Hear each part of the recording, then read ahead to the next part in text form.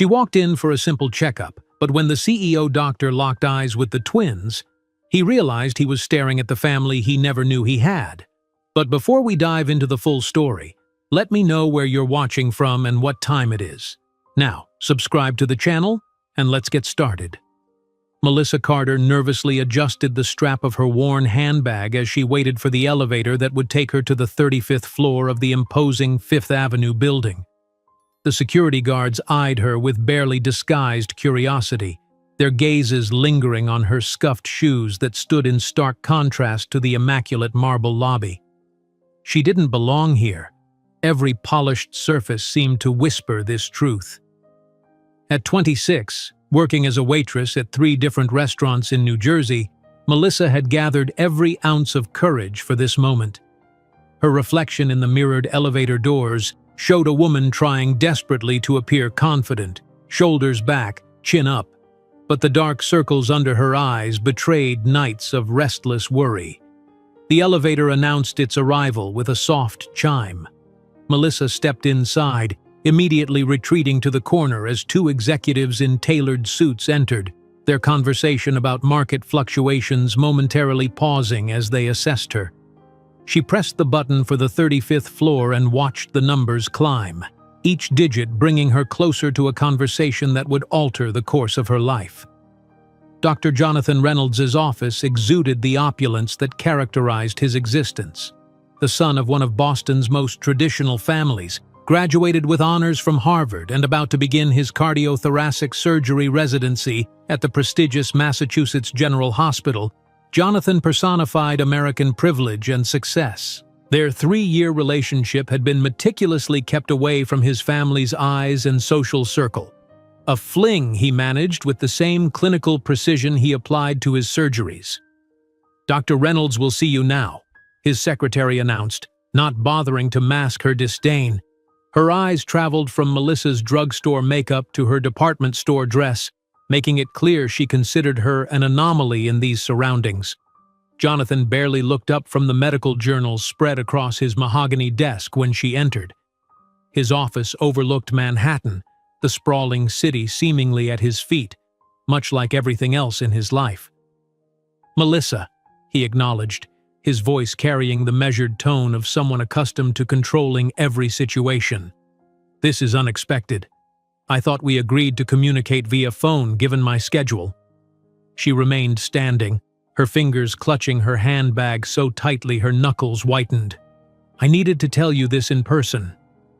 Something in her voice finally made him look up, his perfectly composed features showing a flicker of annoyance at the interruption. "I'm pregnant, Jonathan. They're twins."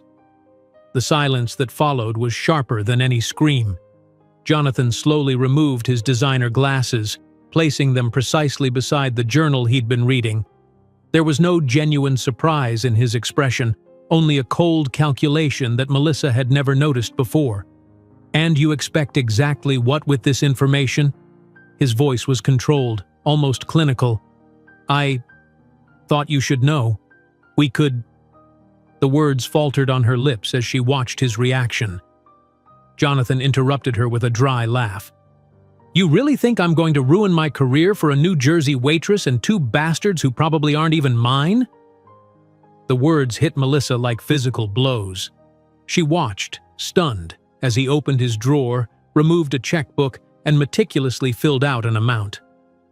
"This should cover any necessary procedure, or if you prefer to proceed, consider it my only contribution."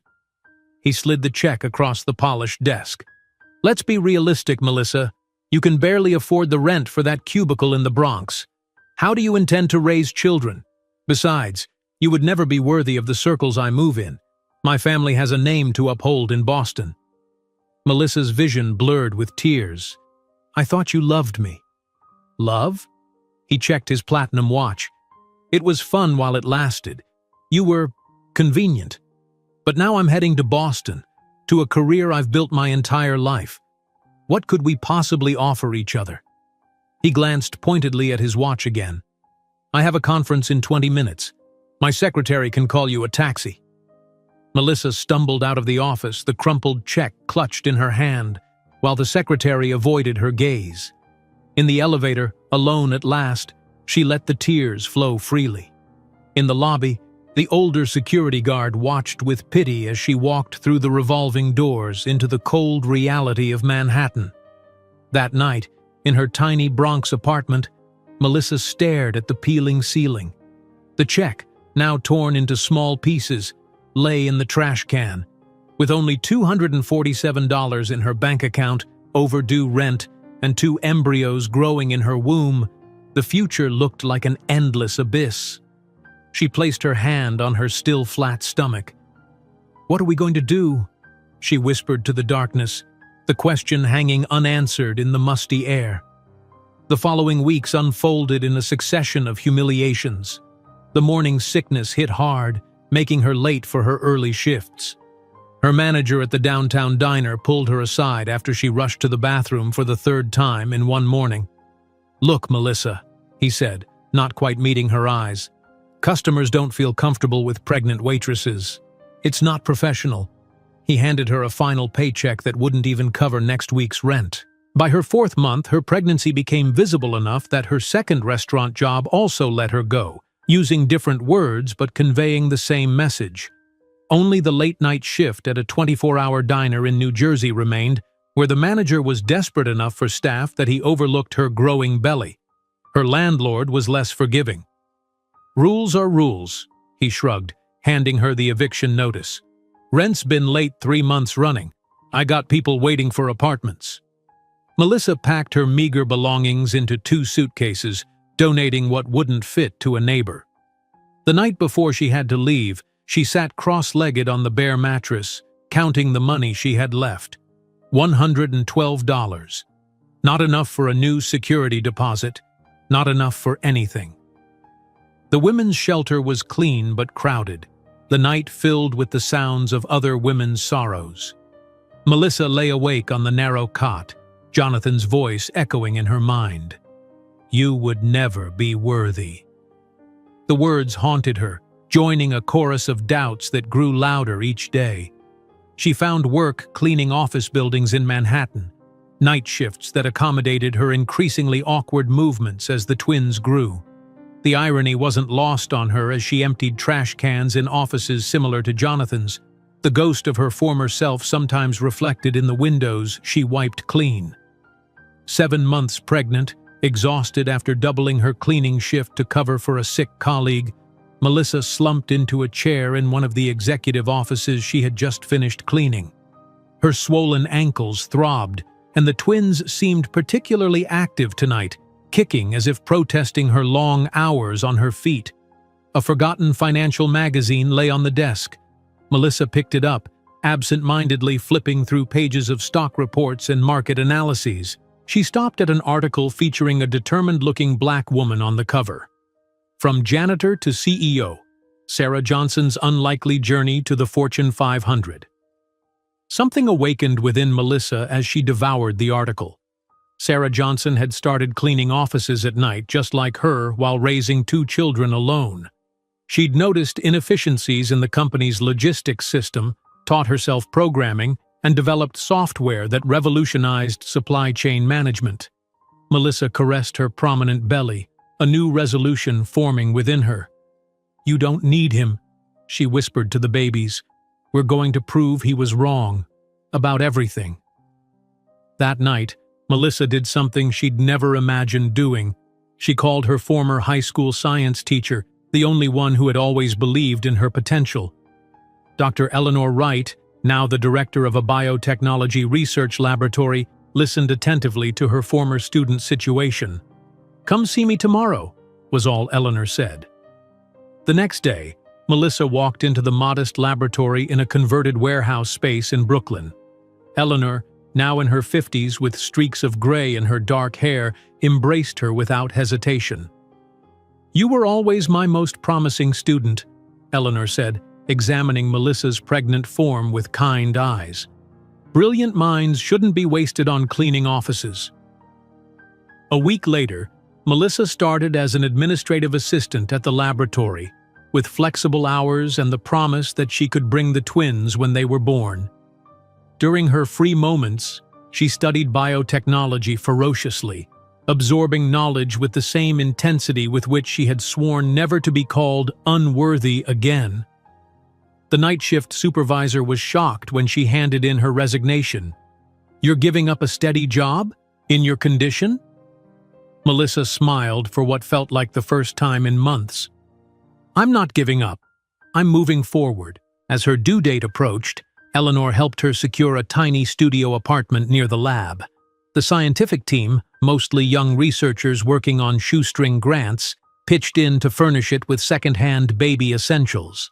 A portable crib, a changing table that doubled as a dresser, and a rocking chair transformed the bare space into something resembling a home.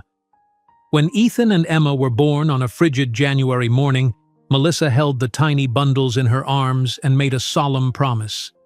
"You will never know the name of the man who rejected us, but the whole world will know ours." The twins slept peacefully in their shared crib, unaware that their mother's tears weren't of sadness, but of fierce determination. In that sterile hospital room, as Manhattan's lights twinkled through the window, Melissa Carter silently vowed that the words spoken in that luxury office would someday return to haunt the man who had uttered them. While looking at the peeling ceiling of her apartment, Melissa couldn't possibly imagine that 15 years later, she would be the one striding through marble corridors of her own skyscraper, while Jonathan Reynolds would helplessly watch the rise of the woman he once deemed unworthy. The winter wind howled outside the emergency shelter's windows as Melissa pulled the thin blanket tighter around her swollen belly. 6 months pregnant now, her body ached from the plastic mattress that did little to cushion against the metal frame beneath. Around her, women's voices ebbed and flowed, some crying softly into pillows, others arguing over missing toiletries, a few sharing whispered stories of the circumstances that had brought them here. "First night's always the hardest," said an older woman with silver-streaked hair, settling onto the cot beside Melissa's. "I'm Diane. Been here 3 weeks." Melissa nodded, unable to process how this had become her reality. Just 2 months ago, she'd had an apartment, small and in disrepair, but hers. Now she was homeless, pregnant with twins, and clutching a plastic bag containing her remaining possessions. "When are you due?" Diane asked, eyeing Melissa's stomach. "March," Melissa whispered, her hand protectively covering the spot where one of the twins was kicking. "It's twins." Diane's eyes widened slightly. "You got family helping?" The question sent a fresh wave of pain through Melissa's chest. She shook her head, turning toward the wall to end the conversation. Tears leaked silently onto her pillow as Jonathan's voice echoed in her mind. "You can barely afford the rent for that cubicle in the Bronx. How do you intend to raise children?" Morning brought the humiliation of standing in line for breakfast, plastic tray in hand like a prisoner. The volunteer serving oatmeal offered a sympathetic smile that only deepened Melissa's shame. She'd always been self-sufficient, working since she was 16. Now charity fed her and her unborn children. "Protein's good for the babies," the volunteer said kindly, adding an extra scoop of peanut butter to Melissa's oatmeal. The small kindness nearly broke her. After breakfast, Melissa faced the day's daunting challenge, finding work. 6 applications and 4 rejections later, each potential employer's eyes lingering on her pregnant belly before delivering polite excuses, she arrived at the Metropolitan Office Tower, responding to an ad for night cleaning staff. The building supervisor, a gruff man named Martinez, looked her up and down. "Night shift's hard work. 50 floors, tight schedule." "I'm stronger than I look," Melissa replied, meeting his gaze directly. Martinez's eyes softened slightly. "My sister worked through both her pregnancies. Start tonight, 10 p.m. Bring comfortable shoes." That night, Melissa joined a team of mostly immigrant women pushing cleaning carts through silent corridors where daytime executives conducted million-dollar deals. The irony wasn't lost on her as she emptied trash cans in offices larger than her former apartment. She scrubbed toilets in executive bathrooms with marble countertops, catching glimpses of her exhausted reflection in gold-framed mirrors. "Keep moving," urged the team leader. 20 more offices on this floor." By 4 a.m., Melissa's back throbbed and her swollen ankles felt like they might split her skin. In a 40th floor corner office, she paused, leaning against a mahogany desk to catch her breath. The skyline glittered beyond floor-to-ceiling windows, the same Manhattan that had seemed so full of promise when she'd first arrived from Pennsylvania 5 years ago. The twins stirred within her, a reminder of why she couldn't give up. $50 per night, 6 nights a week. If she was careful with every penny, maybe she could afford a room somewhere before they were born. Weeks passed in a monotonous rhythm of shelter nights and cleaning shifts. Melissa grew more proficient, developing a system that allowed occasional rest breaks for her increasingly cumbersome body. During these precious moments, she'd scan documents left on desks, absorbing fragments of business language, market analyses, and corporate strategies. 7 months pregnant, her uniform stretched tight across her belly, Melissa worked an extra shift covering for a sick colleague. The executive floor of Watson Biomedical needed special attention before a morning board meeting. She dusted conference tables, polished glass doors, and vacuumed plush carpeting until every surface gleamed. Exhausted, she sank into an executive chair in the last office, her swollen feet throbbing inside worn sneakers. The twins were particularly active tonight, their movements a constant reminder of the approaching reality she wasn't prepared for. A forgotten financial magazine caught her eye on the desk. Melissa picked it up, absent-mindedly flipping through glossy pages showcasing luxury watches and exotic vacation destinations. She stopped at an article featuring a determined-looking black woman on the cover beneath the headline, "From Janitor to CEO, Sarah Johnson's Unlikely Journey to the Fortune 500. The story gripped her immediately. Sarah Johnson had started as a night cleaner at a pharmaceutical company while raising 2 children alone after her husband's death. Working nights, studying during days, she'd noticed inefficiencies in the company's manufacturing process and developed a solution that saved millions. Now she headed her own pharmaceutical consulting firm, valued at over $300 million.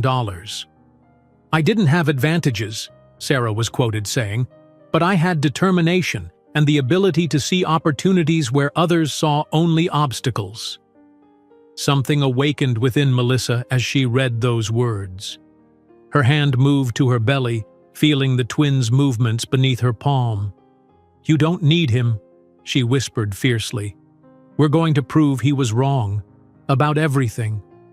The magazine went into her bag, her first theft ever, but she needed those words like oxygen. That night in the shelter, while other women slept, Melissa read the article 3 more times by bathroom light. Sarah Johnson had transformed her circumstances through education and observation. She'd leveraged her unique position, seeing a company from the invisible cleaner's perspective, into invaluable insight. Morning brought a bold decision. Melissa reached for her phone and scrolled to a contact she hadn't used in years.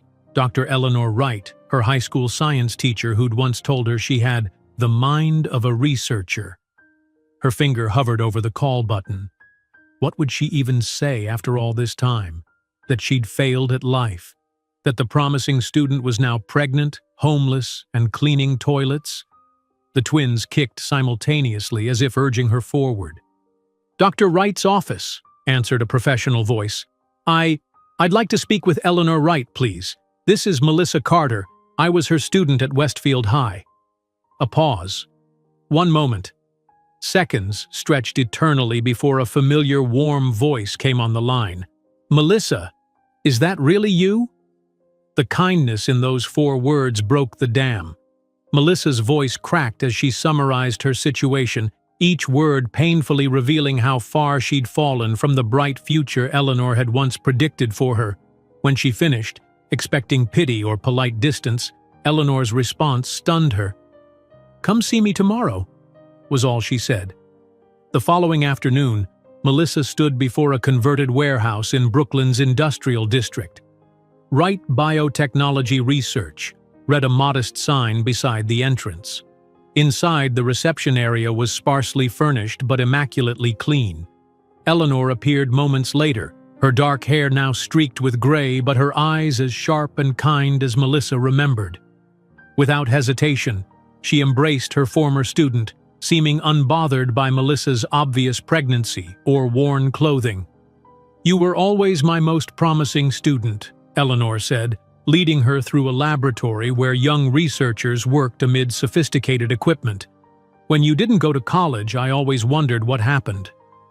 Melissa explained about her mother's illness, the medical bills that had drained their modest savings, and the series of jobs that had become her life instead of the college education she'd once dreamed of. Eleanor listened without interruption, then showed Melissa to her office overlooking the main lab. "I need an administrative assistant," she said directly. "Someone organized, intelligent, and discreet. The hours are flexible and—" She glanced at Melissa's belly. "Babies are welcome once they arrive. We have a small room that could be converted into a nursery space." Melissa stared in disbelief. "You'd hire me? Like this?" Eleanor's smile was warm, but her eyes were serious. "I'm hiring the brain I remember, the one that could understand complex biological systems intuitively. The pregnancy is irrelevant to your capabilities." A week later, Melissa started work at Wright Biotechnology. Her first tasks were basic: filing reports, organizing schedules, managing supply orders, but she approached each with meticulous attention. During lunch breaks, she studied the research papers scattered throughout the lab, looking up unfamiliar terms, gradually building her understanding of the biotechnology work being conducted. Eleanor noticed. 3 weeks into the job, she placed a stack of textbooks on Melissa's desk. "These are the basics. Start with cellular biology. Ask questions when you have them." In the evenings, back at the shelter, Melissa read by the dim bathroom light until her eyes burned. The terminology was foreign, the concepts complex, but something in her mind clicked with each new chapter. This was a language she somehow understood intuitively. The shelter director noticed her studying and offered use of a small storage room after hours. "Quieter than the bathroom," she said with a knowing smile. "Just lock up when you're done." With Eleanor's steady guidance and her own fierce determination, Melissa absorbed knowledge with the intensity of someone who'd glimpsed a lifeline. Her pregnancy advanced, her body grew more unwieldy, but her mind expanded with each page turned, each concept mastered. Eleanor helped her secure a tiny studio apartment near the lab when her 8th month made the shelter's curfew rules impossible to maintain with her work schedule. The scientific team, mostly young researchers working on tight budgets, surprised her with second-hand baby essentials: a portable crib, a changing table, baby clothes organized by size. "We're a small lab, but we take care of our own," said Raj, a postdoctoral researcher, as they assembled the crib in her new apartment. When Ethan and Emma were born on a frigid January morning, Melissa held the tiny bundles in her arms and made a solemn promise. "You will never know the name of the man who rejected us, but the whole world will know ours." 2 weeks later, she brought the twins to the converted nursery at the lab. Eleanor had installed a used bassinet beside Melissa's desk and a changing table in the corner. Between administrative tasks, Melissa cared for the infants while continuing her studies, often reading aloud from textbooks as if the scientific terminology were lullabies. "They'll be speaking in equations before they talk," joked Lisa, a young researcher who often helped with the babies when Melissa needed both hands for work. At night in her tiny apartment, watching her children sleep, Melissa would sometimes remember the opulent office where Jonathan had dismissed her future so casually.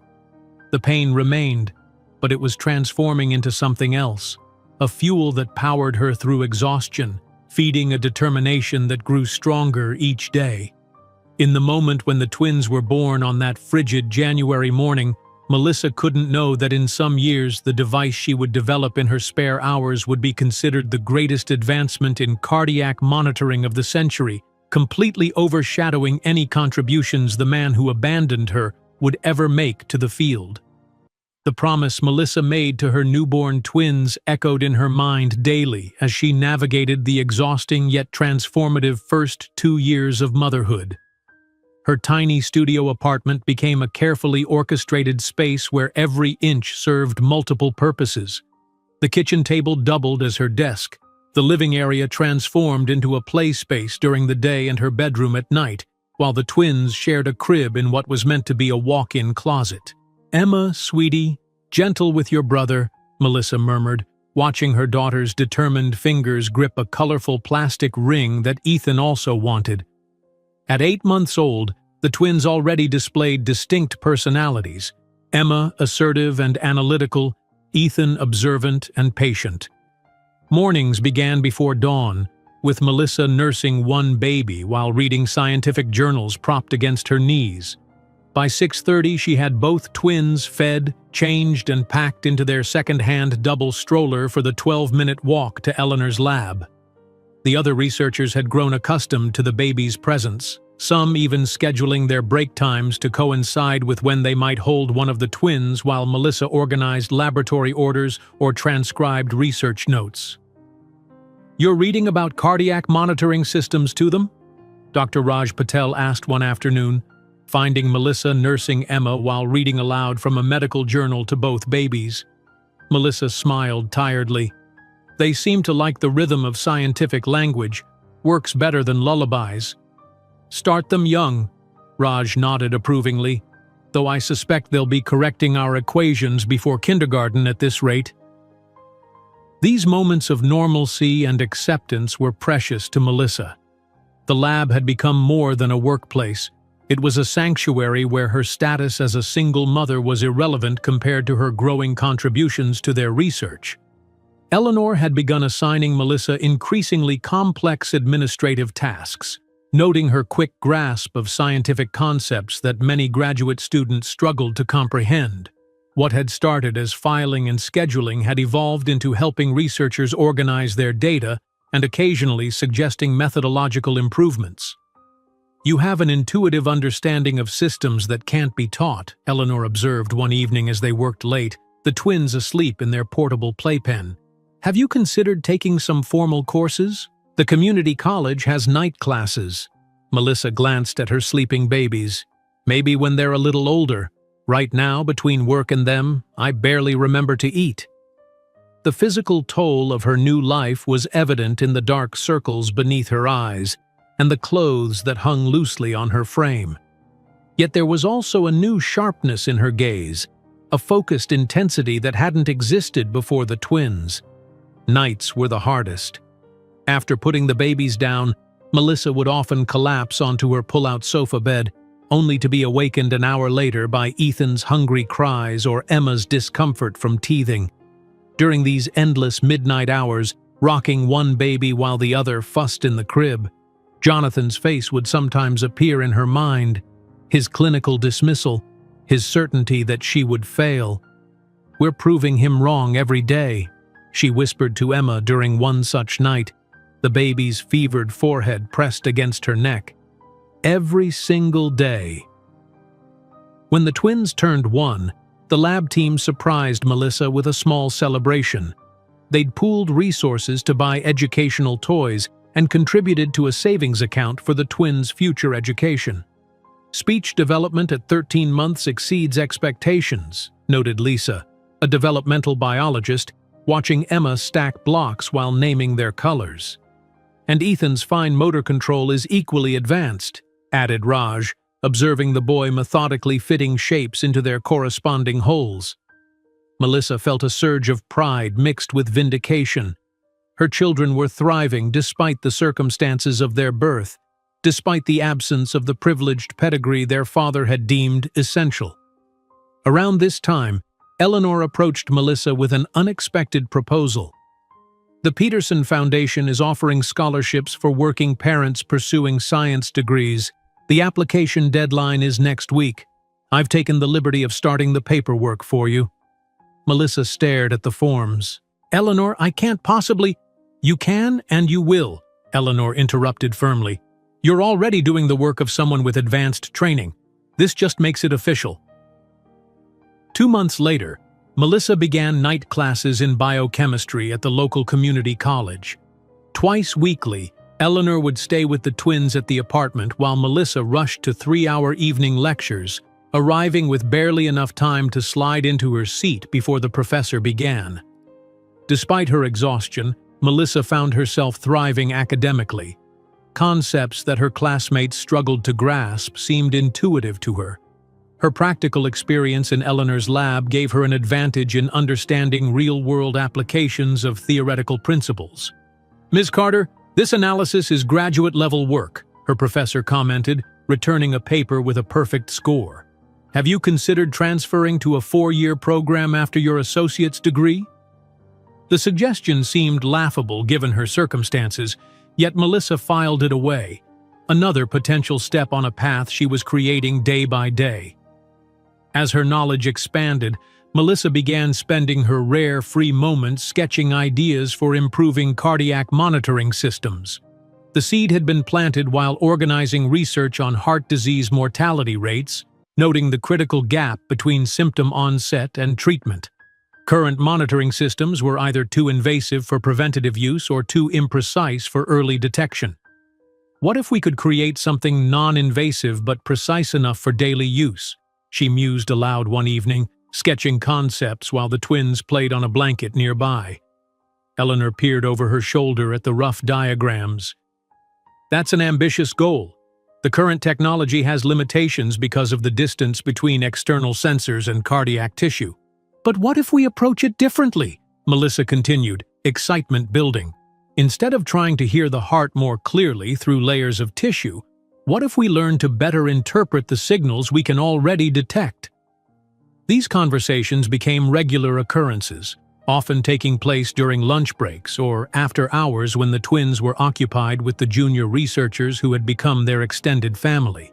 Melissa's initial sketches evolved into more sophisticated diagrams, incorporating principles from her biochemistry studies and insights from the lab's ongoing research. The twins' second birthday arrived with another milestone, Melissa's completion of her associate's degree with highest honors. The celebration was small but meaningful, with Eleanor presenting her with a transfer application to Columbia University's biochemistry program. "They have evening classes and a scholarship specifically for single parents in STEM fields," Eleanor explained. "Your grades make you a strong candidate."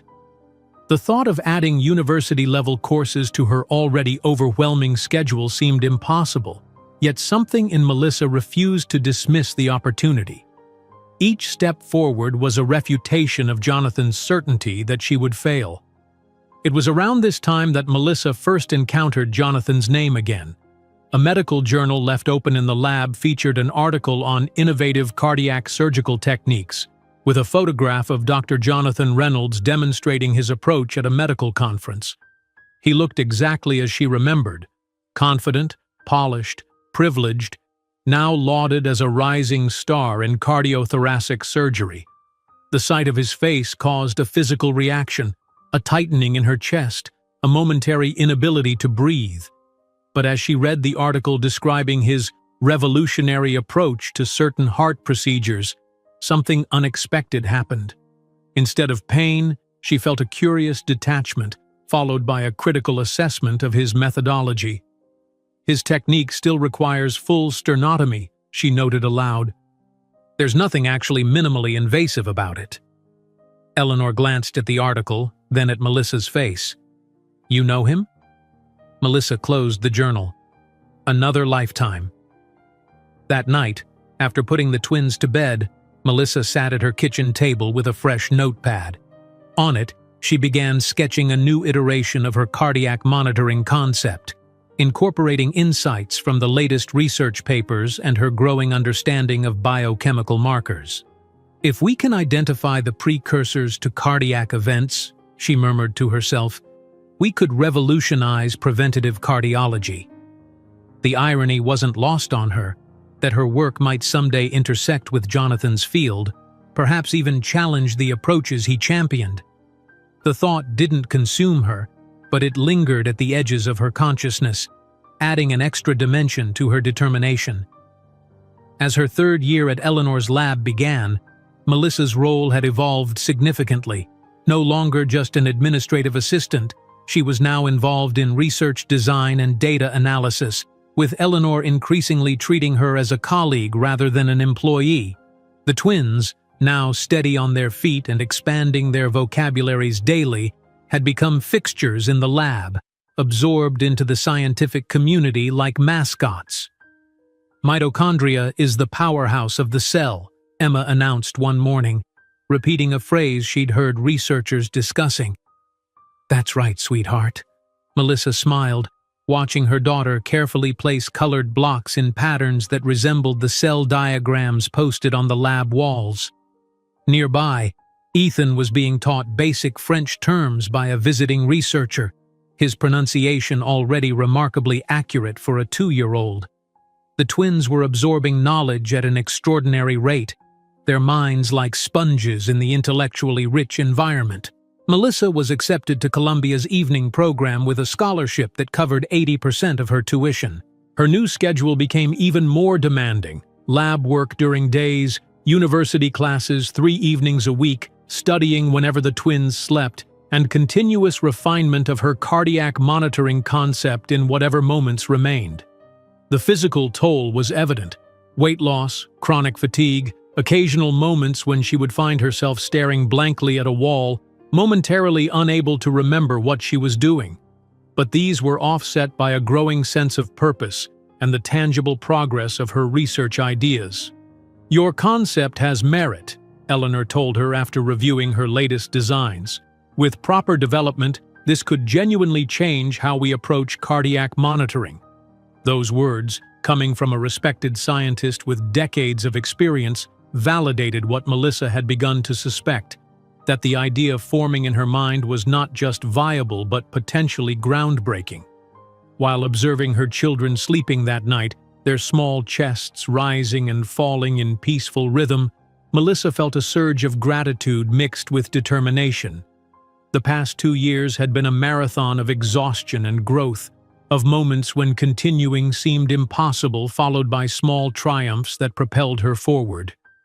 In the moment when she sketched her first prototype sensor on a restaurant napkin during the twins' dinner, Melissa couldn't imagine that her idea scribbled on cheap paper would become the foundation of the empire that would one day place her face to face with the man who had dismissed her as insignificant.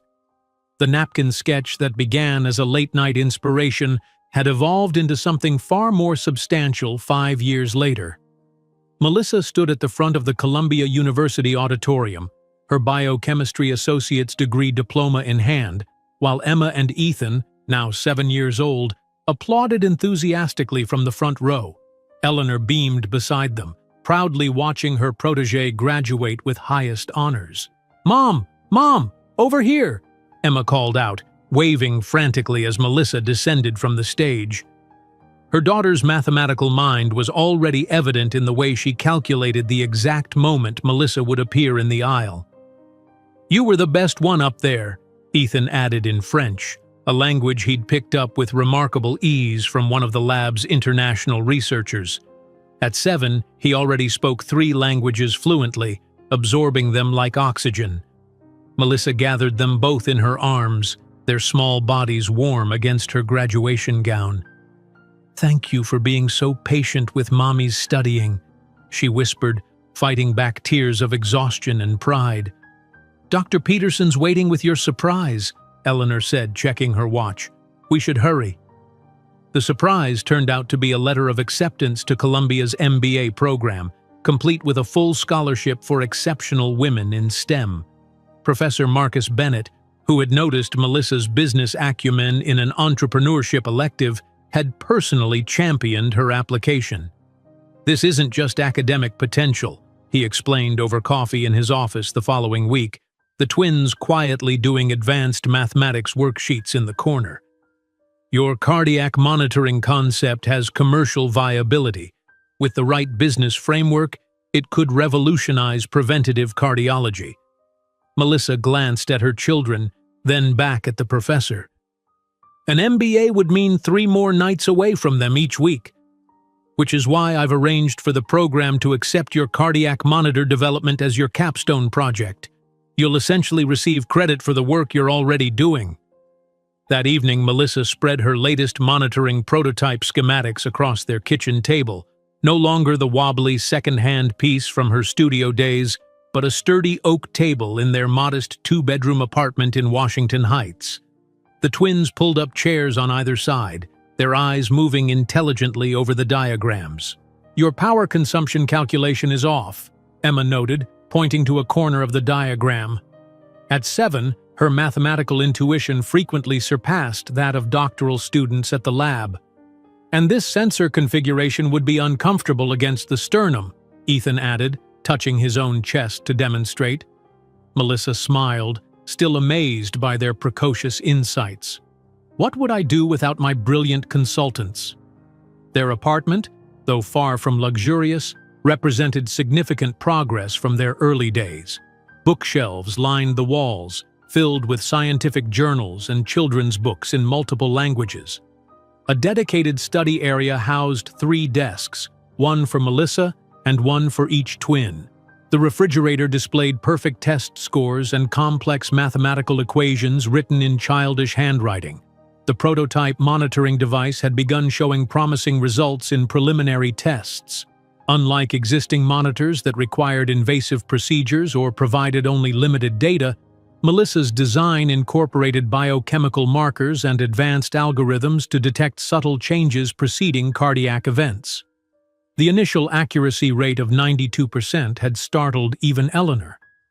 "These results are extraordinary," Eleanor said, examining the data from their latest trial.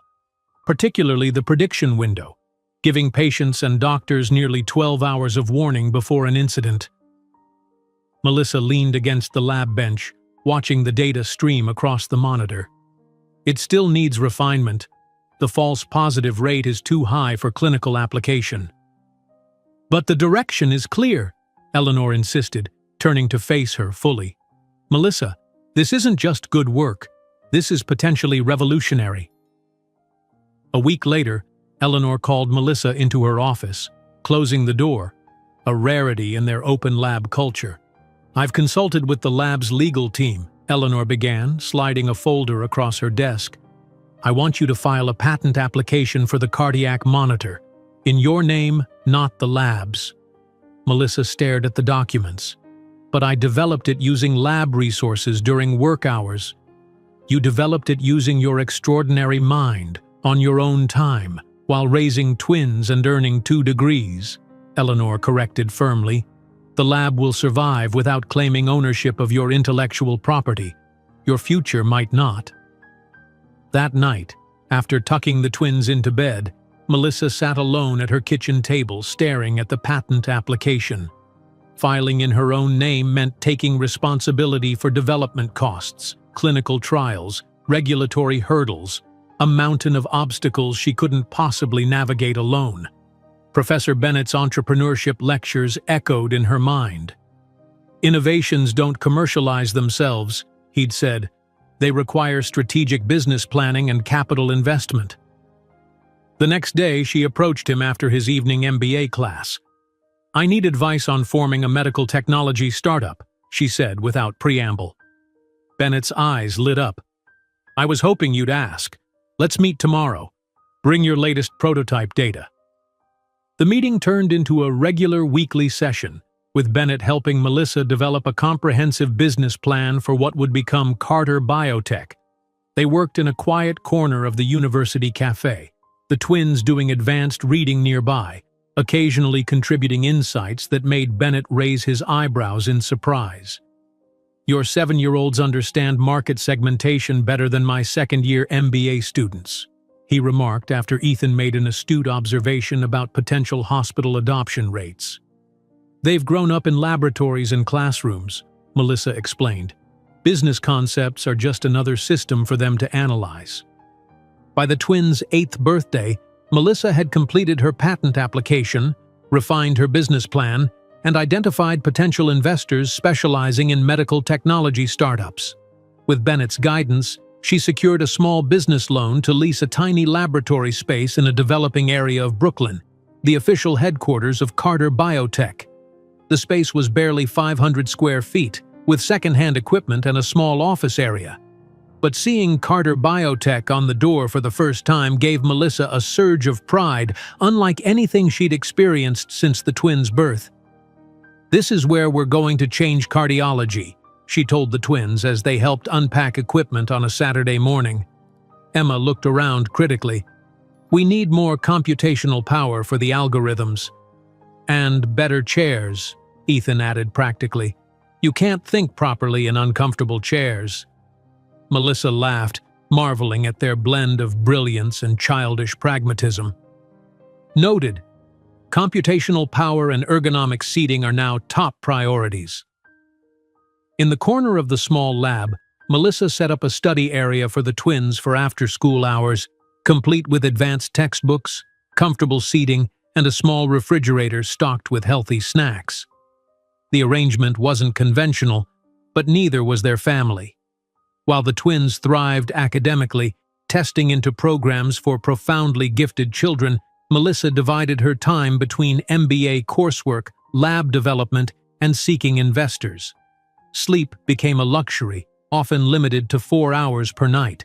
Her health suffered: weight loss, occasional dizzy spells, a persistent cough she couldn't shake, but the momentum of her work propelled her forward. The first significant breakthrough came when her improved prototype achieved 98% accuracy in predicting cardiac irregularities 6 hours before conventional monitors detected any anomaly. Professor Bennett arranged a meeting with potential investors from Horizon Medical Ventures, a fund specializing in disruptive healthcare technologies. "Wear something professional but not flashy," he advised. "They'll already be skeptical of a single mother without a medical degree. Don't give them additional reasons to doubt you." The meeting took place at an upscale Manhattan restaurant.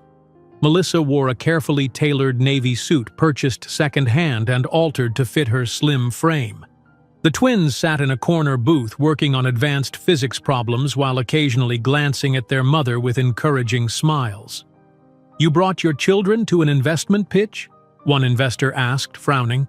"My children are integral to Carter Biotech's story," Melissa replied calmly.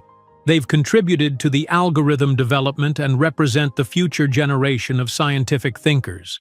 Initially skeptical, the investors became increasingly engaged as Melissa methodically presented her data, prototype designs, and market analysis. When one investor questioned a technical aspect of the monitoring system, Emma quietly approached the table. "The algorithm accounts for that variable through a recursive neural network," she explained, drawing a quick diagram on a napkin. "It's actually more efficient than conventional monitoring because it learns from individual baseline patterns." The investors exchanged impressed glances. By meeting's end, they had scheduled a follow-up visit to the Brooklyn lab to see the prototype in action. 3 weeks and 4 additional meetings later, Horizon Medical Ventures offered Melissa her first significant investment, $3 million for a 20% stake in Carter Biotech. The capital would allow her to expand the lab, hire specialized engineers, and begin formal clinical trials. While Melissa's career trajectory soared upward, news occasionally reached her of Jonathan's continuing success. A medical journal featured his innovative surgical approaches. A Boston newspaper reported his marriage to Catherine Wellington, daughter of a prominent hospital board chairman. Each mention created a momentary tightness in her chest, followed by renewed determination. One evening after the twins had gone to bed, Melissa found herself searching Jonathan's name online, something she rarely allowed herself to do. Images of his life in Boston appeared. Jonathan in surgical scrubs, Jonathan and his wife at charity galas, Jonathan receiving an award for surgical excellence, the Wellington Reynolds Mansion in Beacon Hill, described as a 19th-century architectural masterpiece. The contrast between his life of established privilege and her hard-fought climb couldn't be starker. Yet for the first time, Melissa didn't feel the ache of rejection. Instead, she felt a strange detachment, as if observing the life of a stranger who had once briefly intersected with hers. She closed the laptop and returned to her work, making notes on the latest clinical trial protocols. Tomorrow would bring more investors to the lab, more development challenges, more balancing of motherhood with entrepreneurship. The path remained difficult, but it was undeniably hers. The following week, a letter arrived for Jonathan at his Boston office, an invitation to deliver a keynote address at Harvard Medical School on innovations in cardiac surgery. As he read it with satisfaction, placing it prominently on his mahogany desk, he couldn't know that across the city, in a small Brooklyn lab, the woman he had abandoned pregnant was developing technology that would soon render many of his surgical innovations obsolete. While Jonathan celebrated his invitation to lecture at Harvard, he couldn't imagine that in a few years the device developed by the woman he had abandoned pregnant would be considered the greatest advancement in cardiac monitoring of the century, completely overshadowing his own contributions to the field. As Jonathan Reynolds unfolded the prestigious invitation to lecture at Harvard Medical School, the wheels of destiny were already turning 300 miles away in New York City. 3 years had passed since Melissa's first significant investment, and Carter Biotech was beginning to emerge from obscurity into the specialized spotlight of medical technology innovation. The morning sun filtered through the windows of their expanded laboratory space in Brooklyn's Innovation District. No longer confined to 500 square feet, Carter Biotech now occupied an entire floor, with dedicated research areas, testing facilities, and a small staff of 6 specialized engineers and researchers. Melissa adjusted her simple but professional blazer before stepping to the podium at the American Biomedical Engineering Conference. Though a minor event in the grand scheme of medical gatherings, it represented her first public presentation of Carter Biotech's cardiac monitoring technology to the broader scientific community. Deep breath, she whispered to herself, scanning the room of approximately 50 specialists. Her hands trembled slightly as she arranged her notes, but her voice remained steady as she began. Conventional cardiac monitoring fails us in one critical aspect: timing. By the time traditional systems detect an anomaly, the patient is often already experiencing a cardiac event. Our technology changes that fundamental paradigm. As she proceeded through her data, showing detection windows previously thought impossible, the initial polite attention transformed into genuine engagement. Questions from veteran cardiologists and biomedical engineers became increasingly specific and technical, revealing their growing interest. In the back row, Emma and Ethan sat with Eleanor, the 10-year-olds quietly observing the professional dynamics with unusual sophistication for their age. Emma's notebook was filled with calculations, occasionally correcting the mathematical models Melissa presented on screen. "Mom's pressure compensation variable is off by 0.03, she whispered to Eleanor, who smiled knowingly. "Why don't you tell her afterward?" Eleanor suggested. "I'm sure she'd appreciate the correction." After Melissa's presentation, a distinguished cardiologist approached, his skepticism evident despite his cordial tone. "Impressive claims, Ms. Carter, though I'm curious about your background. Your bio doesn't mention a medical degree or engineering certification." "It's actually Dr. Carter," Emma interjected, stepping forward with remarkable confidence. "She has a PhD in being our mom, which required mastering biochemistry, engineering, and business simultaneously." The specialist blinked in surprise as Emma continued, pointing to his handwritten notes. "And your concern about pressure variables? You've miscalculated. The algorithm already accounts for the variance you're questioning." Melissa gently placed a hand on her daughter's shoulder. "Emma has a gift for mathematical analysis. She's been helping refine our algorithms since she was 7. The specialist's expression shifted from skepticism to intrigued respect. "I'd like to arrange a trial at Massachusetts General, if you're open to external validation." This pattern repeated throughout the day. Initial skepticism followed by reluctant admiration as the undeniable data overcame preconceptions about the young female founder without traditional credentials. By conference end, Melissa had arranged 5 potential hospital trials and caught the attention of 2 additional investor groups. Back at their Washington Heights apartment that evening, Melissa helped the twins with their advanced placement homework while simultaneously preparing for an investor meeting the following day. "Mom, "The Goldstein Foundation called while you were reviewing contracts," Ethan said, handing her a meticulously written message in his elegant handwriting. At 10, his communication skills had developed to the point where he often drafted correspondence for Carter Biotech in multiple languages. "They want to discuss funding your pediatric adaptation," he continued, switching effortlessly to German, a language he'd been studying for a project on European medical regulations. Emma looked up from her quantum physics homework. "I've already modified the algorithm for pediatric parameters. The adjustments account for developmental variations across age groups." Melissa smiled, still amazed by their extraordinary abilities. What would Carter Biotech do without you two?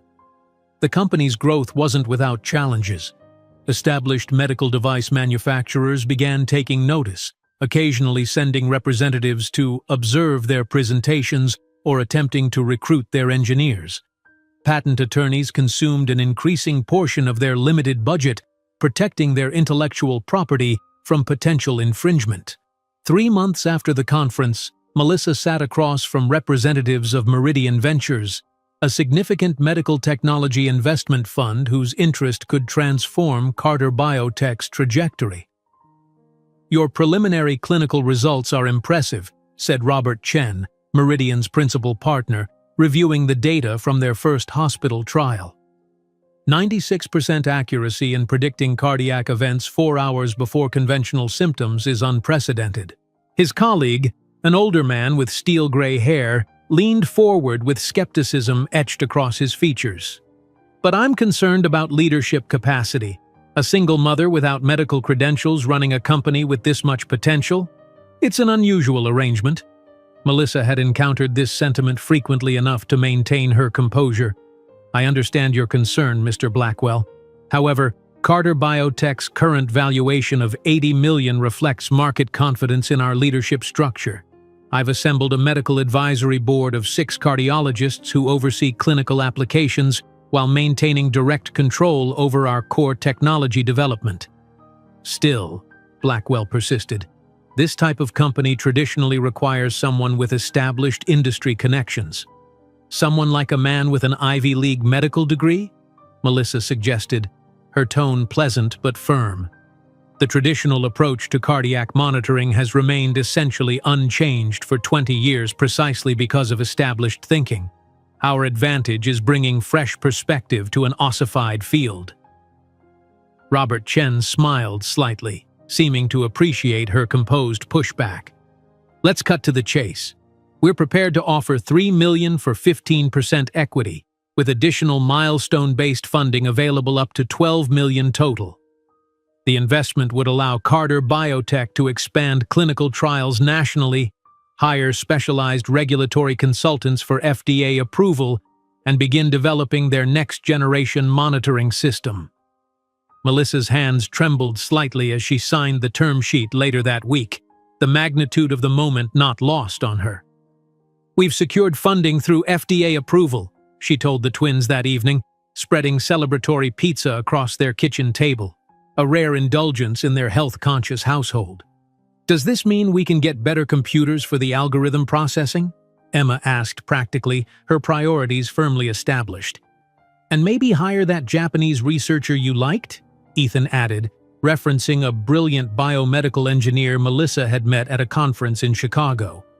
Melissa laughed, still amazed by their ability to focus on next steps rather than celebrating achievements. "Yes to both. And maybe we can take that weekend trip to Washington, D.C. I've been promising." As Carter Biotech expanded, Melissa sometimes caught glimpses of Jonathan's continuing career through medical journals or industry news. A profile in the New England Journal of Medicine highlighted his pioneering surgical techniques. Boston Magazine featured the Reynolds-Wellington mansion during a charity home tour, describing the power couple's exquisite taste in 19th-century antiques. These glimpses provided strange contrast to Melissa's life. Still modest despite their growing success, still focused on practical concerns rather than social appearances. Their apartment, though comfortable, remained decidedly middle class. Her wardrobe, while professional, consisted largely of carefully selected basics rather than designer labels. The twins attended an accelerated program at a public school for gifted students, where they consistently tested years beyond their grade level. While Jonathan appeared in society pages at charity galas, Melissa spent evenings helping the twins with advanced research projects or refining algorithm parameters while eating takeout at their kitchen table. The parallel lives couldn't have been more different, yet increasingly, it was Melissa's choices that were yielding greater innovation. As Carter Biotech's reputation grew in specialized circles, Melissa found herself invited to speak at more prestigious medical technology conferences. At a Cardiology Innovation Summit in Chicago, she presented their latest results to an audience that included representatives from major hospital systems and medical device manufacturers. The implications for preventative cardiology are profound, she concluded, displaying data from their expanded clinical trials. Patients previously considered low risk have been identified pre-symptomatically, allowing intervention before catastrophic events. The applause was substantial. The questions afterward thoughtful and engaged rather than skeptical. Afterward, the chief of cardiology from Cleveland Clinic approached her. "We'd like to implement a full-scale trial immediately," he said without preamble. "Your technology could transform our preventative care protocols." That evening in her hotel room, Melissa received a call from Professor Bennett, who had become an advisor to Carter Biotech's board. "The industry is taking notice," he said without preamble. Thomson Healthcare Report just published an article calling Carter Biotech the most promising cardiac monitoring breakthrough of the decade. As Carter Biotech's profile rose in medical technology circles, Jonathan's perfect life began showing stress fractures. Boston medical circles whispered about tension between the renowned surgeon and his socialite wife. His innovative surgical approach, while initially celebrated, had shown complications in several high-profile cases, leading to uncomfortable questions at medical conferences. During a benefit dinner at Massachusetts General Hospital, Jonathan found himself seated next to the hospital's research director, who mentioned the promising cardiac monitoring system being developed by a remarkable young company in New York. "Carter Biotech," the director enthused.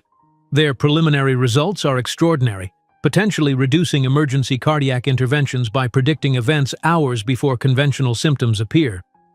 Jonathan nodded politely, the name not yet triggering any connection to his past. "Sounds interesting, though I'm skeptical of claims about predictive monitoring. The physiological indicators are too variable." "That's what makes their approach revolutionary," the director continued. "They've developed algorithms that adapt to individual baselines. We're implementing a trial next month." While Jonathan's professional confidence remained outwardly unshaken, behind closed doors, his marriage showed increasing strain. The mansion in Beacon Hill echoed with late-night arguments about his absences, his obsession with maintaining his medical reputation, his dismissal of Catherine's social obligations.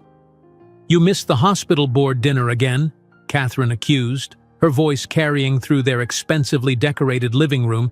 "Do you realize how that reflects on me, on us?" "I was performing emergency surgery," Jonathan replied coldly. "Presumably saving a life outranks cocktails with your father's colleagues." As Jonathan's carefully constructed life showed hairline fractures, Melissa's once fragile existence had solidified into something formidable. Carter Biotech now employed 28 people, occupied expanded office space in Brooklyn's Innovation District, and had secured partnerships with 7 major hospital systems for extended clinical trials. The twins, now recognized widely as prodigies, had been featured in an educational journal article about exceptionally gifted children. Emma's mathematical abilities had earned her invitations to collaborate with university researchers, while Ethan's linguistic talents and diplomatic nature made him a natural ambassador for the company during international negotiations. In the plane returning from the conference, while the twins slept exhausted in economy seats, Melissa couldn't imagine that in just 2 years she would be flying in her own private jet to receive an innovation award that Jonathan Reynolds would watch on television, recognizing too late what he had lost. In the 2 years that followed, the medical technology landscape underwent a seismic shift that few could have predicted. Carter Biotech's monitoring device, now in its fifth-generation prototype, had demonstrated unprecedented success in extensive clinical trials across 12 major hospital systems. The FDA approval process, typically a labyrinthine journey requiring years of navigation, had been expedited after the device saved the life of a prominent senator during a beta test at Johns Hopkins. Melissa stood at the floor-to-ceiling windows of her new office on the 23rd floor of a sleek Manhattan tower, watching the city that had once made her feel so small and insignificant now spread beneath her like a kingdom. The Carter Biotech headquarters had relocated from Brooklyn 6 months earlier, a necessary expansion as the company's valuation surpassed $500 million. "Ms. Carter?" Her assistant's voice came through the intercom. "The FDA committee is on line 1. They have their final decision." Melissa's heart raced as she picked up the phone, her knuckles white against the receiver. The twins, now 12 and attending an elite program for profoundly gifted children, watched from the sitting area of her office where they had been reviewing advanced calculus problems.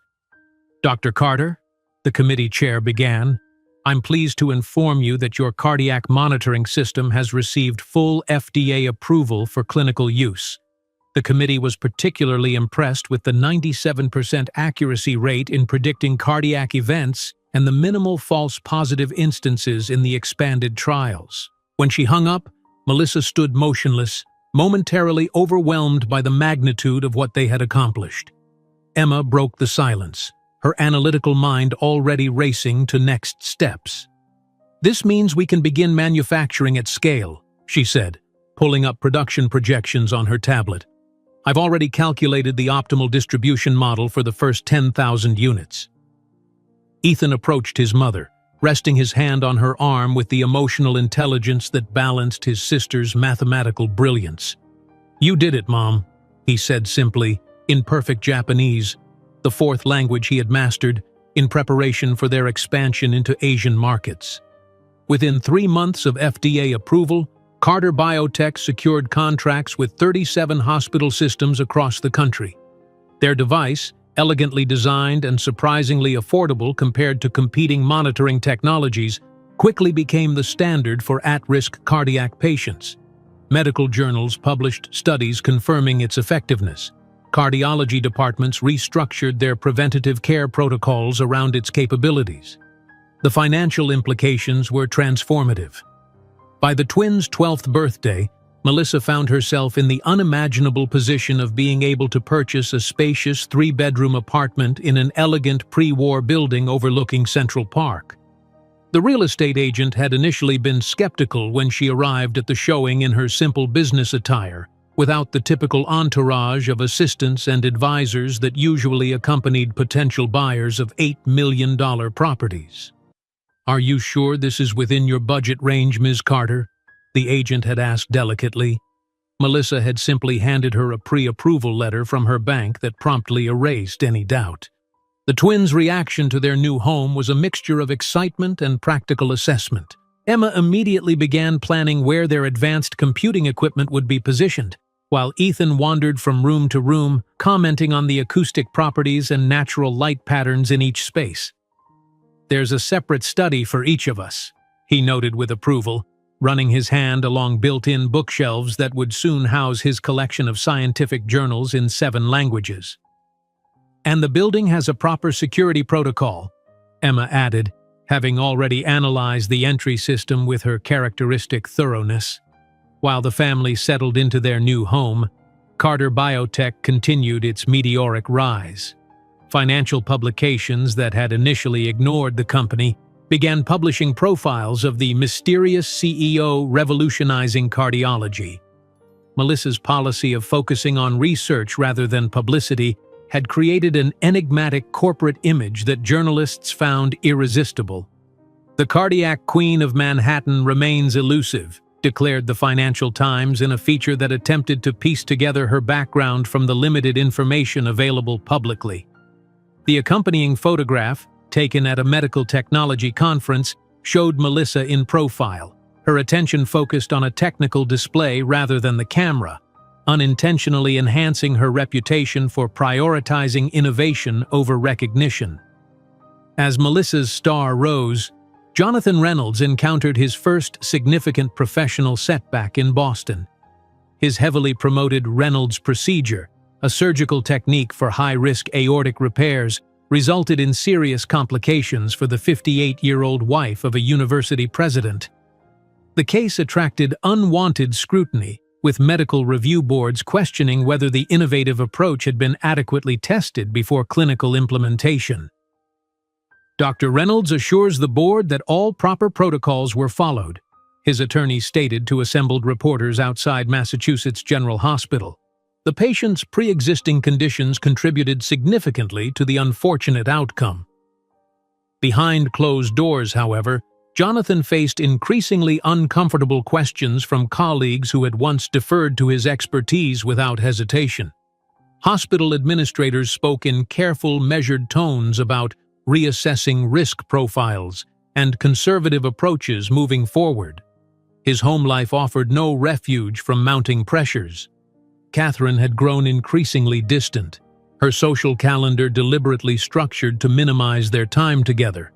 Their conversations, once filled with mutual ambition and planning, had devolved into terse exchanges about household logistics and public appearances.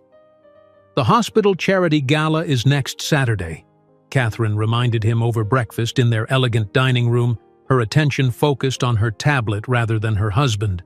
"Try to be on time for once. The Whitmores specifically asked that we be seated at their table." "I'll have my secretary adjust my surgical schedule," Jonathan replied automatically, barely registering the conversation as he reviewed case notes for the day ahead. The contrast between their increasingly hollow marriage and the genuine partnership Melissa had built with her children couldn't have been more stark.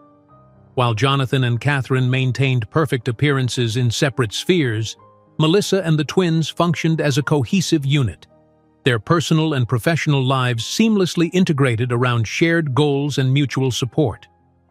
"Mom, we've been invited to present at the National Mathematics Symposium," Emma announced one evening as they shared dinner at their kitchen island, a deliberately casual tradition they maintained despite their newfound wealth. "They want us to explain how we developed the predictive algorithm for the cardiac monitor," Ethan added, switching to Mandarin, his newest linguistic pursuit. Melissa looked up from reviewing manufacturing reports. "That's a tremendous honor. When is it?" "During spring break. We thought maybe we could combine it with visiting universities. MIT has that special program for mathematical prodigies that Emma's interested in." The casual way the twins referenced opportunities that most adults could only dream of accessing reflected their extraordinary development. At 12, both were already taking undergraduate courses online while maintaining their accelerated middle school curriculum.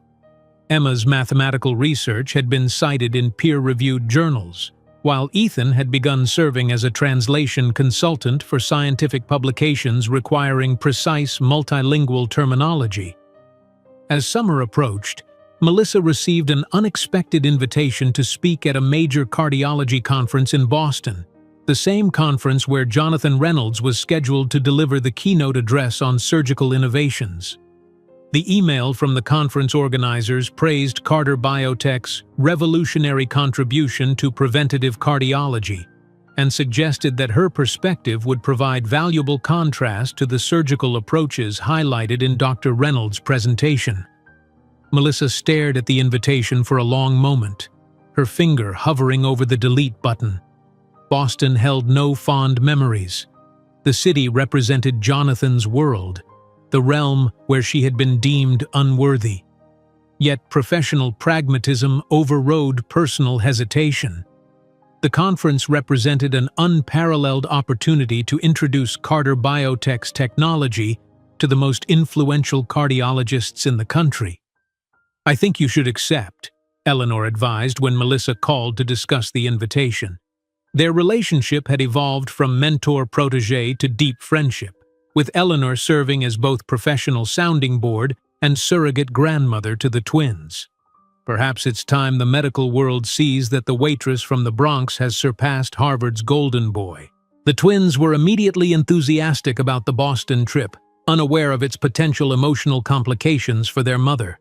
"We can visit Harvard while we're there," Ethan suggested, already researching campus tours. "Their linguistics department has that manuscript collection I've wanted to see. And MIT's biomedical engineering lab," Emma added, her mind racing with possibilities. "They're doing interesting work on nanotechnology applications that might enhance our next-generation sensors." As Melissa prepared her presentation in the weeks leading up to the conference, financial news brought an unexpected development.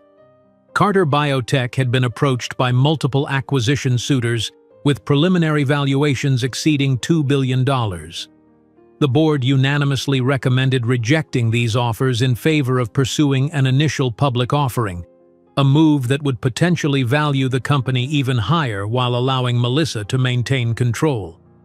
The evening before their departure for Boston, Melissa stood at her living room window, watching the sunset paint Central Park in golden hues.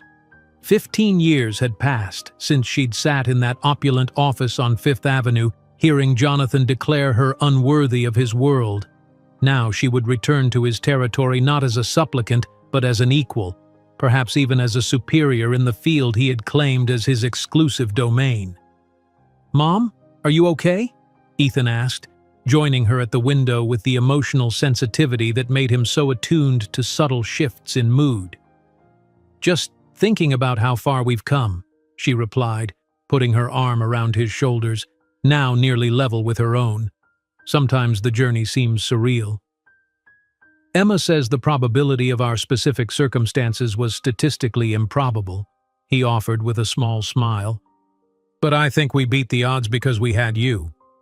The next morning, as they boarded the private jet chartered by the conference organizers, a courtesy extended to featured speakers, Melissa couldn't help but reflect on her first trip to Boston years ago, when she had traveled by bus to visit Jonathan at his family home, only to be introduced as a med school colleague rather than his girlfriend. As the sleek aircraft lifted off from Teterboro Airport, Melissa couldn't possibly imagine that destiny had orchestrated not just her first reunion with Jonathan after 12 years, but also the moment when he would discover that the bastards he had rejected were now the heirs to an empire that completely eclipsed his own achievements. As the sleek jet soared over the eastern seaboard, Emma and Ethan pressed their faces against the windows, marveling at the coastline below. For them, this private flight represented another exciting academic adventure. For Melissa, it symbolized a journey 15 years in the making, a return to the city where her dreams had once been callously dismissed. The Carter Biotech IPO preparation documents rested on her lap, awaiting final review. The preliminary valuation estimates had left even seasoned investment bankers speechless. $2 billion at opening, with projections reaching as high as $3 billion after the first trading day. Numbers that would have seemed hallucinatory to the pregnant waitress stumbling out of Jonathan's office 15 years ago. "Mom, look at these specifications for the Boston Scientific Cardiac Lab," Emma said, sliding her tablet across the small table that separated their leather seats. "Their imaging equipment could help us refine the microvascular detection parameters." Melissa smiled at her daughter's perpetual focus on improvement. At 14, Emma viewed the world as a collection of systems awaiting optimization. Her dark hair was pulled back in a practical ponytail, her intelligent eyes constantly assessing, calculating. "And Harvard's archives have those early cardiac monitoring patents I wanted to examine," Ethan added, glancing up from his linguistics textbook. Unlike his sister's laser focus, Ethan absorbed everything around him: languages, cultural nuances, the subtle emotional currents that often escaped Emma's notice. "We'll make time for both," Melissa promised, returning to the IPO documents. The numbers still seemed surreal, not just the valuation, but what it represented. Carter Biotech employed over 600 people across 7 countries. Their cardiac monitoring system had saved an estimated 12,000 lives in the past year alone. And now, Major investment banks were competing fiercely for the privilege of taking the company public. Her phone chimed with an incoming video call from Eleanor. "Are you ready for tomorrow?" Eleanor asked, her face filling the screen, concern evident in her eyes. She alone understood the emotional complexity of Melissa's return to Boston. "As ready as I'll ever be," Melissa replied, angling the phone away from the twins, who were now engaged in a spirited debate about quantum computing applications. "The presentation is solid. The clinical data speaks for itself." "I wasn't asking about the presentation," Eleanor said gently. "Jonathan will be there." Melissa's expression remained carefully neutral. "He's just another cardiologist now. Our paths were bound to cross eventually in professional settings."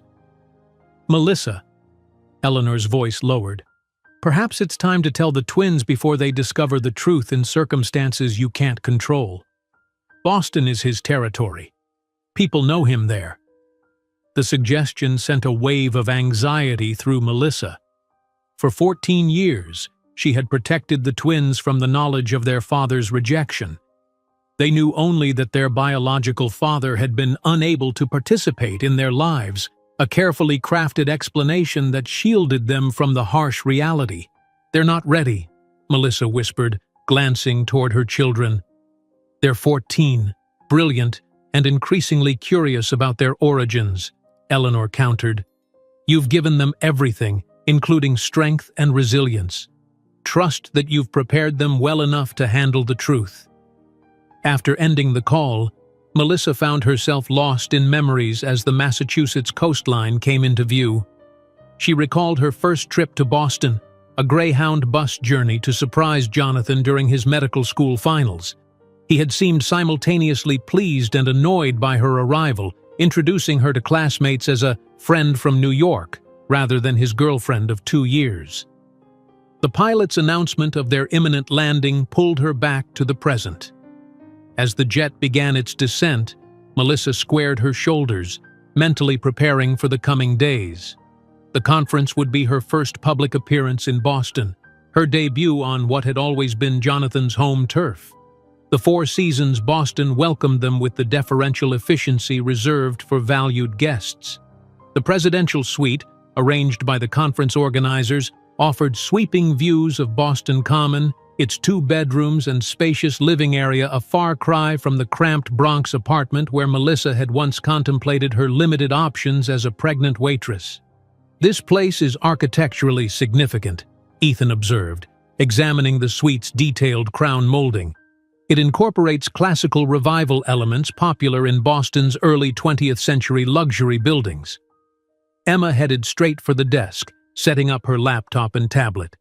"The Wi-Fi bandwidth is excellent. I can finish my analysis of the European clinical trial data before dinner." Watching them settle in, Melissa felt the familiar surge of pride mingled with wonder. These extraordinary young people, curious, compassionate, brilliant, had emerged from the darkest moment of her life. Every milestone, from their first words to their recent perfect SAT scores, represented a refutation of Jonathan's cruel dismissal. "I have the conference schedule," she said, pulling up the details on her phone. "My presentation is tomorrow at 10, directly following the opening keynote." "Dr. Reynolds's keynote," Emma noted, already reviewing the program. "His surgical approach to mitral valve repair has a 32% lower complication rate than traditional methods, though our monitoring system would reduce the need for such interventions by identifying issues pre-surgically."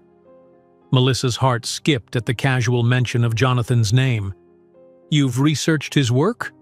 "Of course," Emma replied matter-of-factly.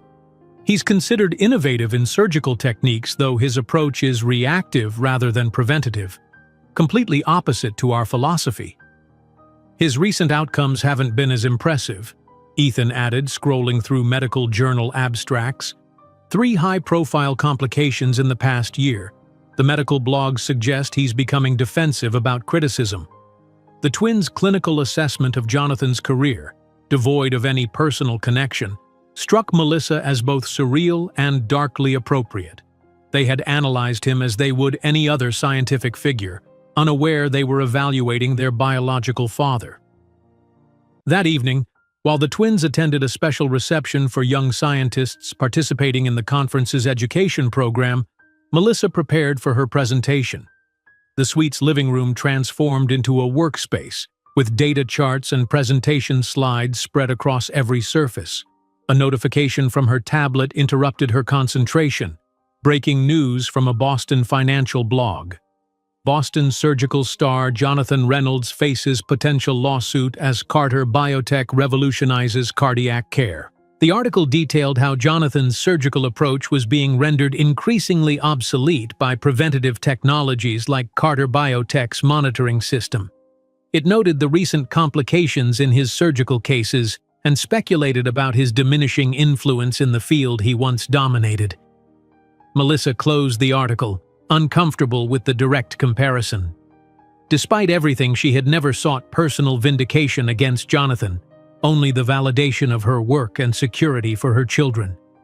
Her phone chimed with a message from the conference organizer. "Dr. Carter, we've elevated your presentation to co-keynote status alongside Dr. Reynolds tomorrow. Your revolutionary approach deserves equal prominence with traditional surgical innovations. Both of you will address the full assembly at 9 a.m. The schedule change meant she would share the stage with Jonathan, their contrasting approaches to cardiac care directly juxtaposed before the entire medical community. The symmetry was almost too perfect. The man who had dismissed her as unworthy would now stand beside her as an equal, possibly even as her inferior in their shared field. That night, sleep proved elusive. Melissa stood at the suite's windows, watching Boston's lights glimmer across the common. Somewhere in this city, Jonathan was likely reviewing his own presentation, unaware that tomorrow would bring him face to face with the woman and children he had abandoned. What would he see when he looked at her? The terrified pregnant waitress was gone, replaced by a confident CEO and researcher whose work was transforming cardiac care globally. Her once shabby clothes had given way to understated designer attire. Her formerly uncertain posture now reflected 15 years of hard-won authority. And the twins, what would he see in them? His own features were unmistakably mirrored in Ethan's analytical gaze and Emma's determined profile. Would he recognize them immediately? Would he feel anything at all? Morning arrived with a flurry of preparations. Melissa selected her outfit with careful consideration. A tailored Armani suit in deep navy, elegant but not ostentatious, projecting quiet confidence rather than statement wealth. Her once wild curls were now smoothed into a sophisticated chignon, her minimal jewelry selected for quality rather than show. The twins dressed with their characteristic attention to detail, Emma in a conservative skirt suit that mimicked her mother's professional style, Ethan in a blazer and tie that reflected his more artistic sensibilities. Standing together in the suite's foyer, they presented a striking trio, intelligent, polished, and unmistakably a family unit. "Nervous?"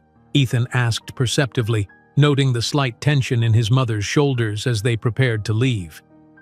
"Just the usual pre-presentation jitters," Melissa replied, forcing a smile. Emma adjusted her tablet in her messenger bag.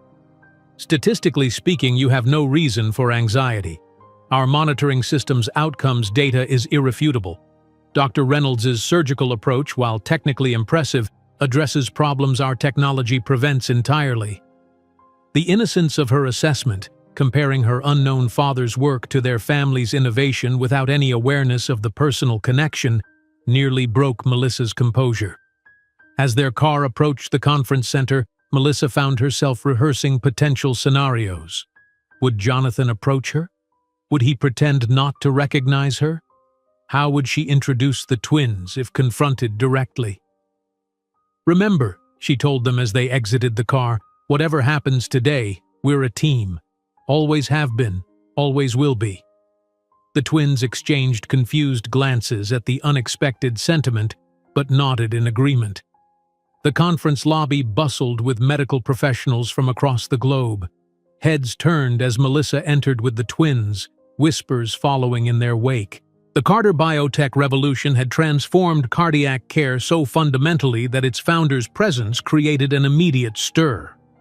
As they checked in at the registration desk, Melissa felt a prickling sensation at the back of her neck, the unmistakable feeling of being watched. Turning slightly, she caught a glimpse of a tall figure at the far end of the lobby, surrounded by colleagues but staring directly at her. Jonathan Reynolds had aged well, his dark hair now distinguished with silver at the temples, his bearing still projecting the confidence that came from a lifetime of privilege. But as their eyes met across the crowded space, Melissa saw something she had never witnessed in him before: uncertainty. In the moment their eyes locked across the crowded lobby, Melissa couldn't possibly predict that destiny had orchestrated not just her first reunion with Jonathan after 15 years, but also the moment when he would discover that the bastards he had rejected were now the heirs to an empire that completely eclipsed his own achievements. Time seemed to slow as Jonathan and Melissa locked eyes across the crowded lobby.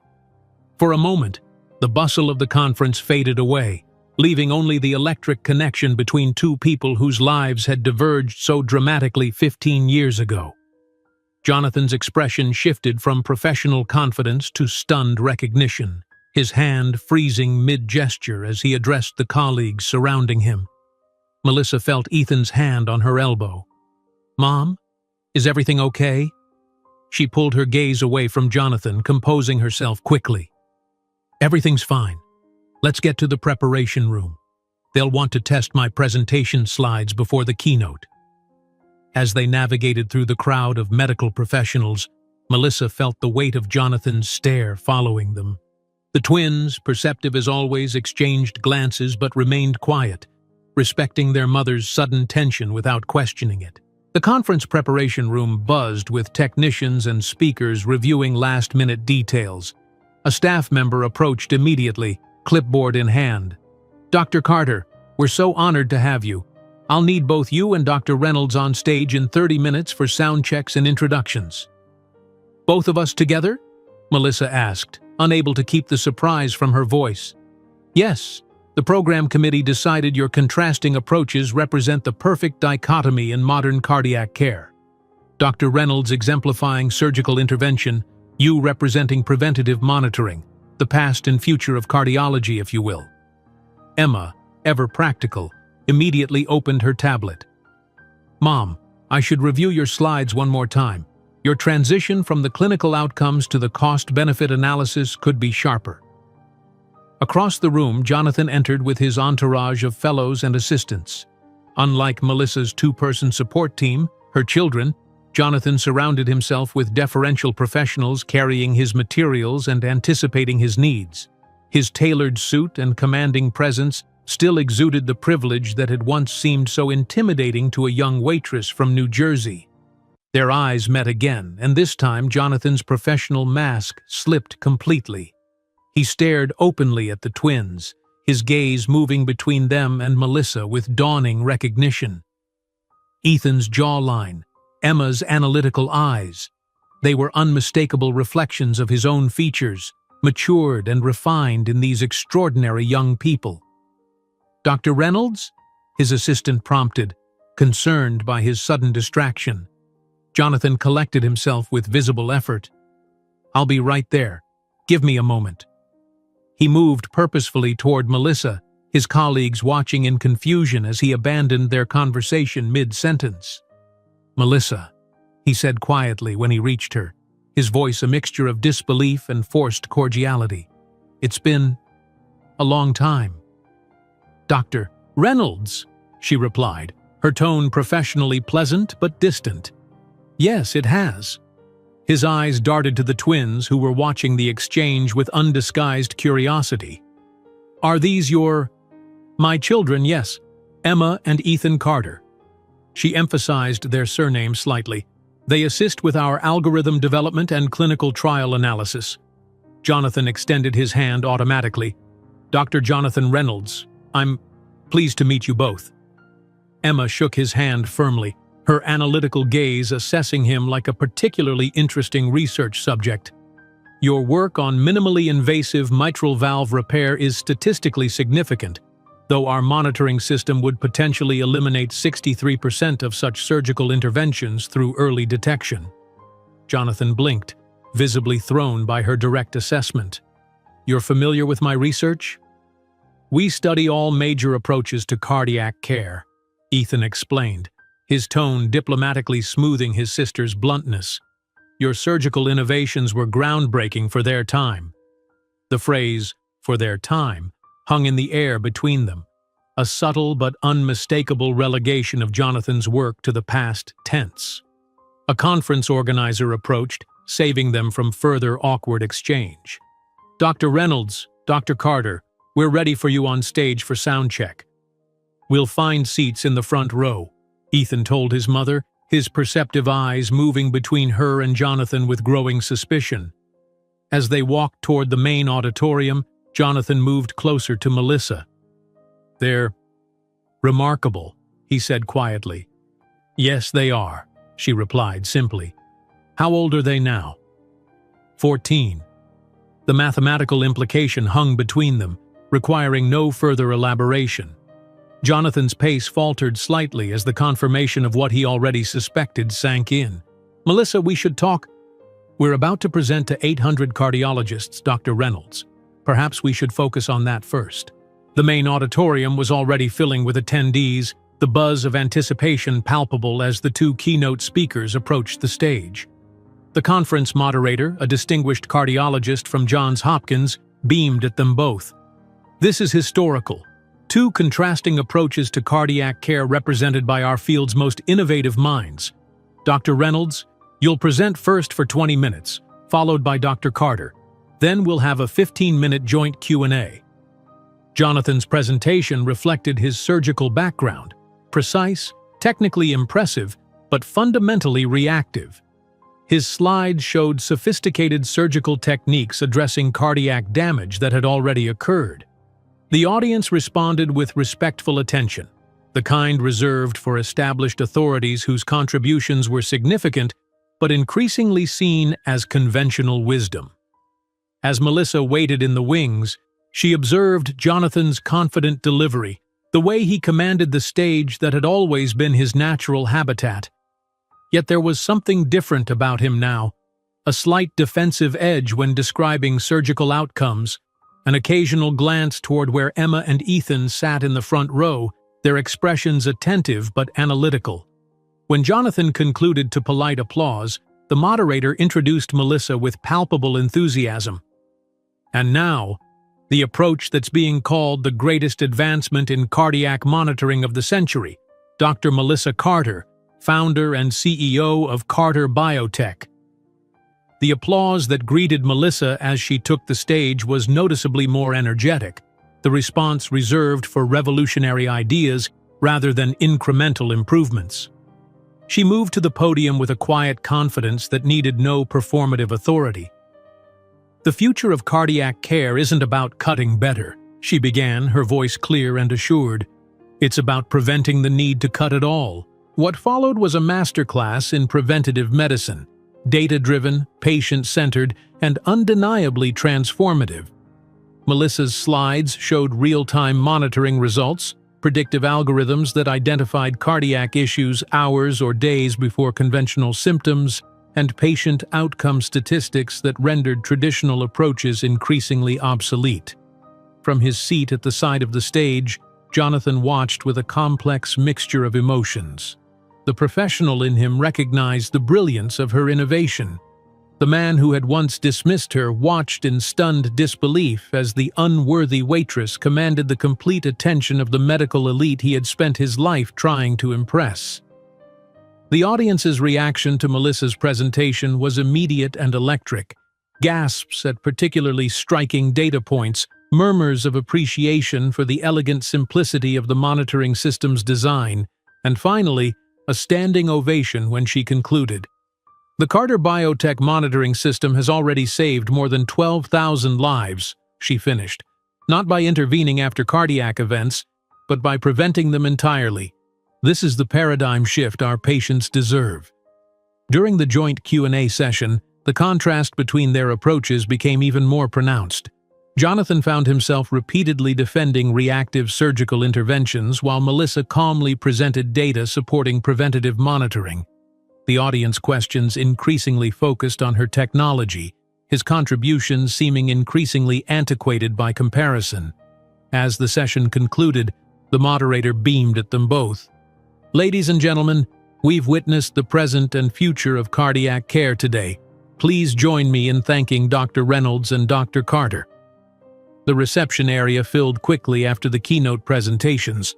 Melissa found herself surrounded by cardiologists eager to discuss implementation of the Carter monitoring system in their hospitals. Emma and Ethan moved through the crowd with surprising poise, answering technical questions about algorithms and data protocols with an expertise that belied their youth. From across the room, Jonathan observed this scene with growing discomfort. The twins, unmistakably his children biologically, navigated the professional environment with a confidence he had spent decades cultivating. Their intelligence was evident to everyone who spoke with them, their contributions to the revolutionary technology clearly substantial. "Dr. Reynolds?" A young cardiologist approached him hesitantly. "Your presentation was very informative, but I'm particularly interested in how your surgical approach might be modified given the early detection capabilities of the Carter system." Jonathan forced himself to focus on the question, though his eyes kept drifting to where Melissa stood with the twins, now the center of attention in a room he had always dominated. When the morning sessions concluded, Melissa guided the twins toward the exit, intending to use the lunch break to prepare for her afternoon presentation on implementation strategies. Jonathan interceded before they could leave, positioning himself directly in their path. "Melissa, Dr. Carter, could we speak privately for a moment?" Emma's eyes narrowed slightly. "Mom, why does Dr. Reynolds seem unusually interested in speaking with you? The statistical probability of such focused attention from a competitor is anomalous." Jonathan's gaze shifted to Emma, unable to hide his reaction to her analytical assessment, so similar to his own clinical thinking, yet directed at him as an object of study. "Mom?" Ethan prompted, his perceptive eyes moving between the adults, sensing undercurrents he couldn't yet identify. Melissa maintained her composure, though her hand tightened slightly on her portfolio. "Dr. Reynolds and I have crossed paths professionally before." "Professionally?" Jonathan couldn't keep the edge from his voice. "I think we need to discuss—" "Perhaps after the conference concludes," Melissa interrupted smoothly. "We have the implementation panel this afternoon." As they moved past him toward the exit, Ethan glanced back, his gaze lingering on Jonathan's face with growing suspicion. The resemblance between them, thrown into sharp relief by proximity, was impossible to miss. The same contemplative furrow between the eyebrows, the same analytical head tilt. In an empty conference room secured by his assistant, Jonathan paced anxiously, waiting for his afternoon session to begin. The morning's events had shaken him profoundly. Melissa Carter, the pregnant waitress he had dismissed with a check and cruel words, had transformed into a powerhouse of medical innovation. And the twins, the bastards he had questioned were even his, were clearly extraordinary, their intelligence and poise undeniable. His phone chimed with a message from Catherine. "Boston Magazine wants a statement about the Carter Biotech presentation overshadowing yours. How should I respond?" Jonathan stared at the message, the perfect encapsulation of how completely the power dynamic had shifted. 15 years ago, he had been the promising surgeon with everything ahead of him, Melissa the desperate waitress with nothing. Now her innovation was rendering his life's work increasingly obsolete, her company valuation dwarfing his personal wealth. Her children, his biological children, heirs to an empire he had no part in building. While the Carter family left the main hall, Melissa knew this brief encounter was merely the prelude to a storm approaching. In a few hours, during the conference gala dinner, the full truth would emerge in ways that would permanently alter 4 lives. The anticipation of the evening's gala dinner hung in the air as Emma and Ethan returned to their hotel suite. While Melissa remained at the conference center for an impromptu meeting with hospital administrators eager to implement the Carter Biotech system, the twins found themselves with an unexpected window of free time.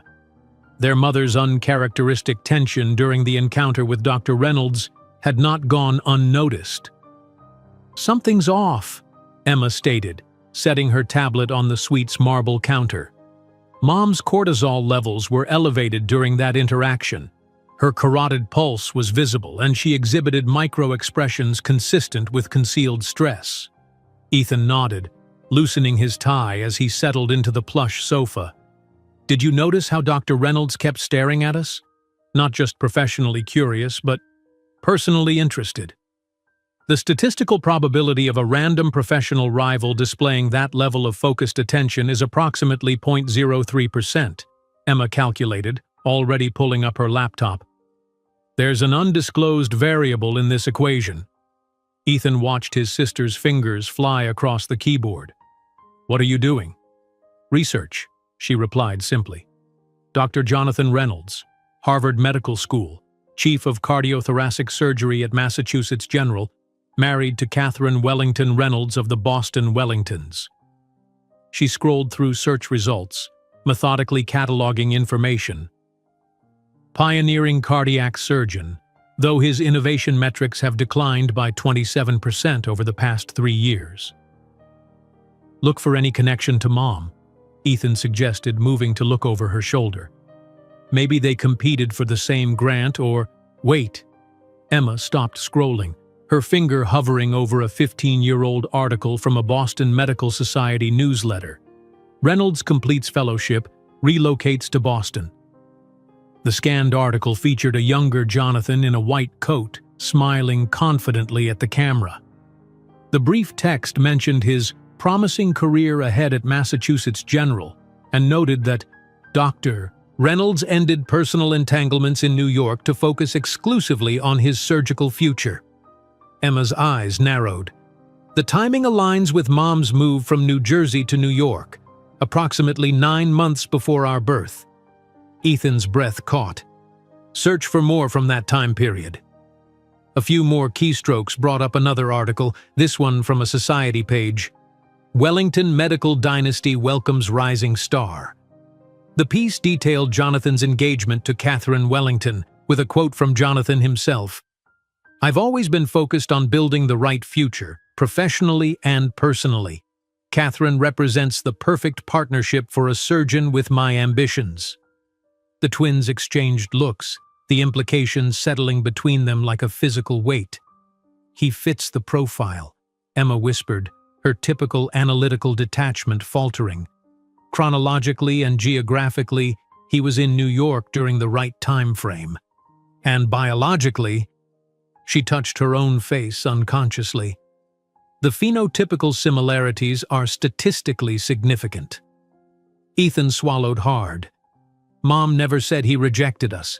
She just said he wasn't able to participate in our lives. "A technically accurate but incomplete data set," Emma noted, her voice uncharacteristically emotional. "Classic Mom, protecting us with careful wording." Their research deepened as the afternoon progressed, pieces falling into place with each new discovery. They found mentions of Jonathan's residency at the same hospital where their mother had once worked as a waitress at a nearby diner. Society photos showed his rapid ascension into Boston's elite medical circles, precisely when Melissa was struggling to survive as a single mother in the Bronx.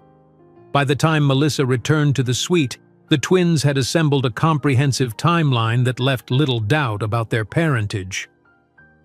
"How was your meeting?" Ethan asked casually as she entered, hiding the browser tabs they'd been exploring. "Productive.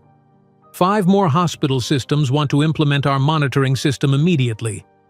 Melissa set down her portfolio, studying their faces with maternal intuition. "You two are unusually quiet. Everything okay?" Emma, never one for emotional subterfuge, spoke directly. "We've been researching Dr. Reynolds. Based on timeline analysis and geographical correlation, we've reached a statistically significant conclusion regarding his connection to our family unit." Melissa froze, her hand still on her portfolio. "What are you talking about?" "He's our biological father, isn't he?" Ethan asked quietly. "The one who wasn't able to participate in our lives." The silence that followed seemed to stretch for an eternity. Melissa slowly sank onto the sofa, her professional composure cracking to reveal the weight of 15 years of carefully maintained secrets. "How did you figure it out?" she finally asked, her voice barely above a whisper. "Pattern recognition," Emma replied. "Plus, I have his exact jawline, and Ethan has his analytical head tilt." Despite the gravity of the moment, Melissa couldn't suppress a small smile at her daughter's matter-of-fact assessment. "I always planned to tell you when you were older. I never wanted you to feel rejected." "What actually happened?" Ethan asked, sitting beside her and taking her hand. The emotionally intuitive one, always sensing when support was needed. Melissa took a deep breath and finally shared the complete story. The 3-year relationship conducted largely in shadows, the pregnancy announcement, the cruel dismissal, the check that was supposed to solve the problem, and the words that had fueled her determination for 15 years. "You would never be worthy of the circles I move in." As she spoke, Emma paced the suite with increasing agitation, while Ethan remained still, absorbing every word with the deep emotional intelligence that balanced his sister's analytical brilliance. "He called us bastards?" Emma finally exploded, her scientific detachment evaporating completely. "He questioned paternity, with a zero statistical basis for doubt, and suggested termination?" "It was a different time in my life, in his life," Melissa said, though her tone lacked conviction. "Different circumstances don't justify cruelty," Ethan observed quietly. "And now he's seen us, seen what you've built without him, and suddenly he's interested?" The hotel phone rang, interrupting their conversation. Melissa answered, her expression shifting to surprise as she listened. "That was the front desk. Dr. Reynolds is in the lobby asking to speak with me." She hung up slowly. "With us?" Emma's posture stiffened. Probability suggests he's recognized the biological connection and wishes to establish contact now that we represent social and intellectual assets rather than liabilities. "That's remarkably cynical even for you," Melissa noted, though she couldn't entirely disagree with her daughter's assessment. "It's merely pattern recognition based on his previous behavior," Emma countered. "People rarely change core values. They simply adapt expressions of those values to new circumstances." The gala dinner was scheduled to begin in 2 hours, leaving them little time to decide how to handle this unexpected development. After a brief family discussion, they agreed to meet Jonathan briefly in the hotel's private conference room. He was waiting when they arrived, having exchanged his professional attire for an even more formal dinner suit. The signs of agitation were evident in his slightly loosened tie and the tumbler of amber liquid on the table before him. "Thank you for agreeing to see me," he began, standing as they entered.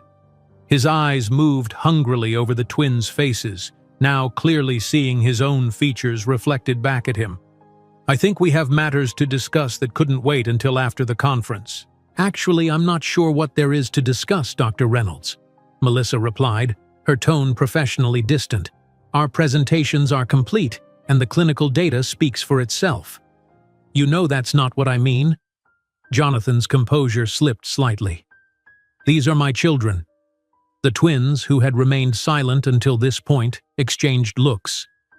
"Biologically speaking, your assessment is accurate," Emma stated coldly.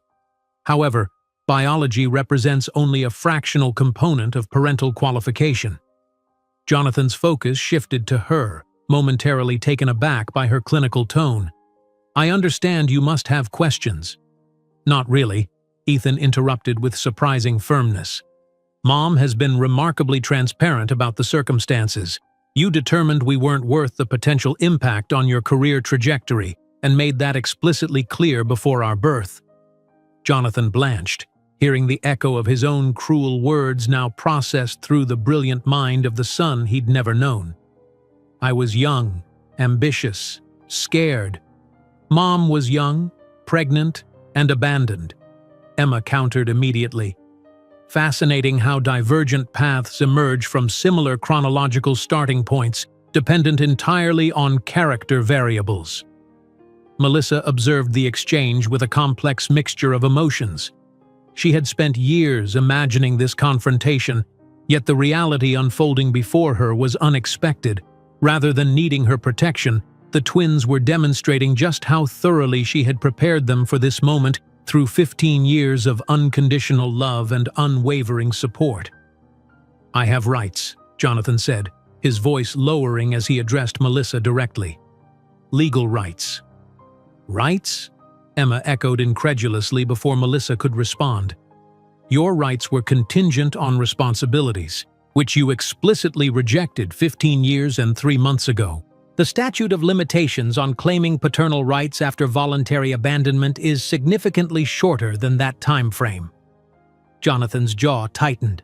"I see you've inherited my analytical thinking." "Correlation does not imply causation," Emma shot back. "My analytical capabilities emerged from a nurturing environment that valued intellectual curiosity, not from genetic lottery."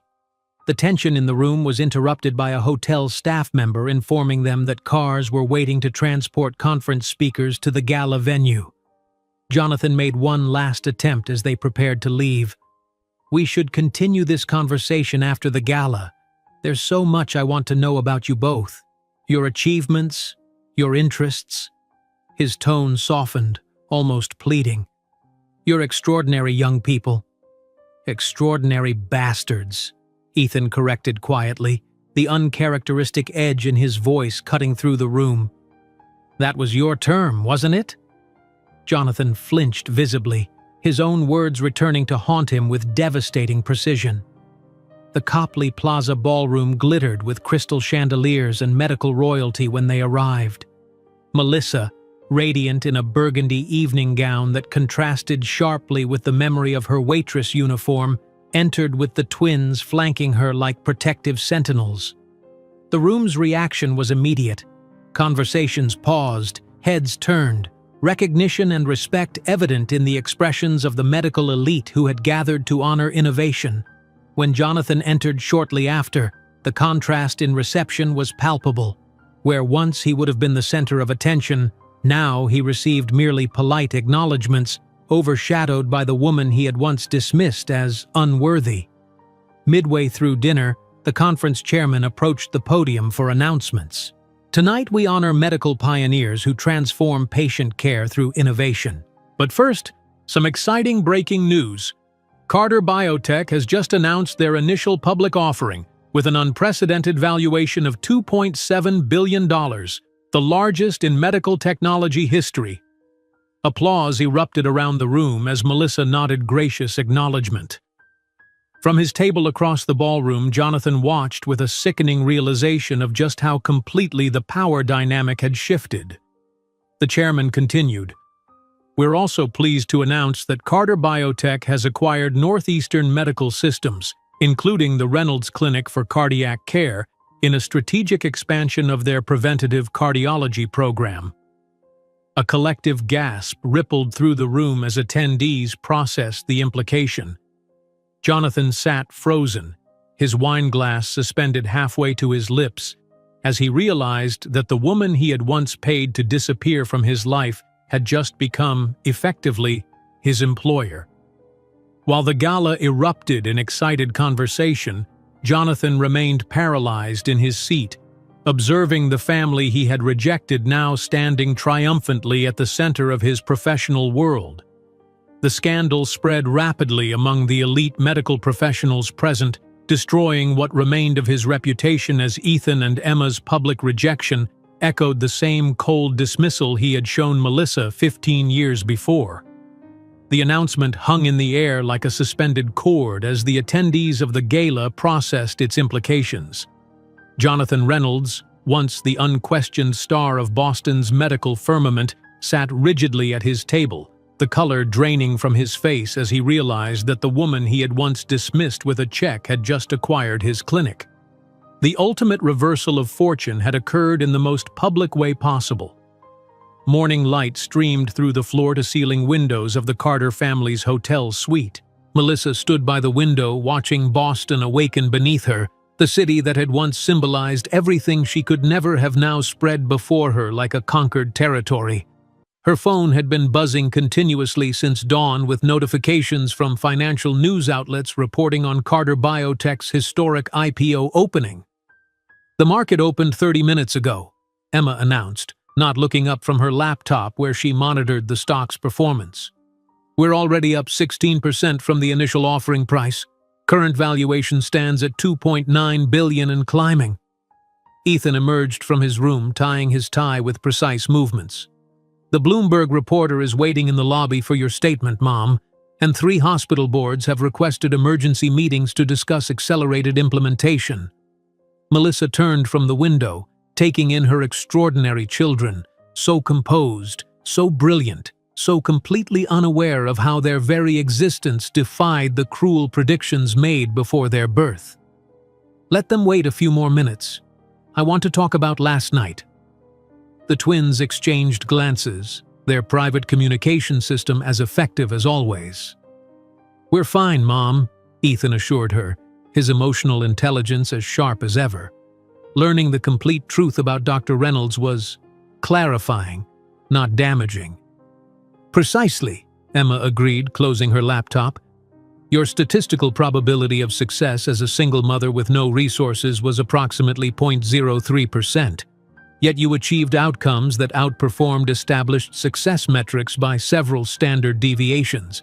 That's the relevant data point here, not his rejection." Melissa felt her throat tighten with emotion. These children, these remarkable, compassionate, brilliant human beings, had somehow emerged from the darkest moment of her life with their spirits intact, their hearts open, their minds extraordinary. "I just want you to know," she said carefully, "that whatever happens next, whatever Jonathan tries to do, we're a complete family exactly as we are. We always have been." The suite's phone rang, interrupting their moment. The front desk announced that Dr. Jonathan Reynolds was in the lobby, insisting on speaking with them before they departed for the day's conference sessions. Emma's expression hardened. Predictable. His social standing has been compromised, and he's attempting damage control. "Should I tell them to send him away?" Melissa asked, surprising herself by genuinely seeking her children's input on this crucial decision. Ethan considered for a moment. "I think we should see him. Not for his benefit, but for closure.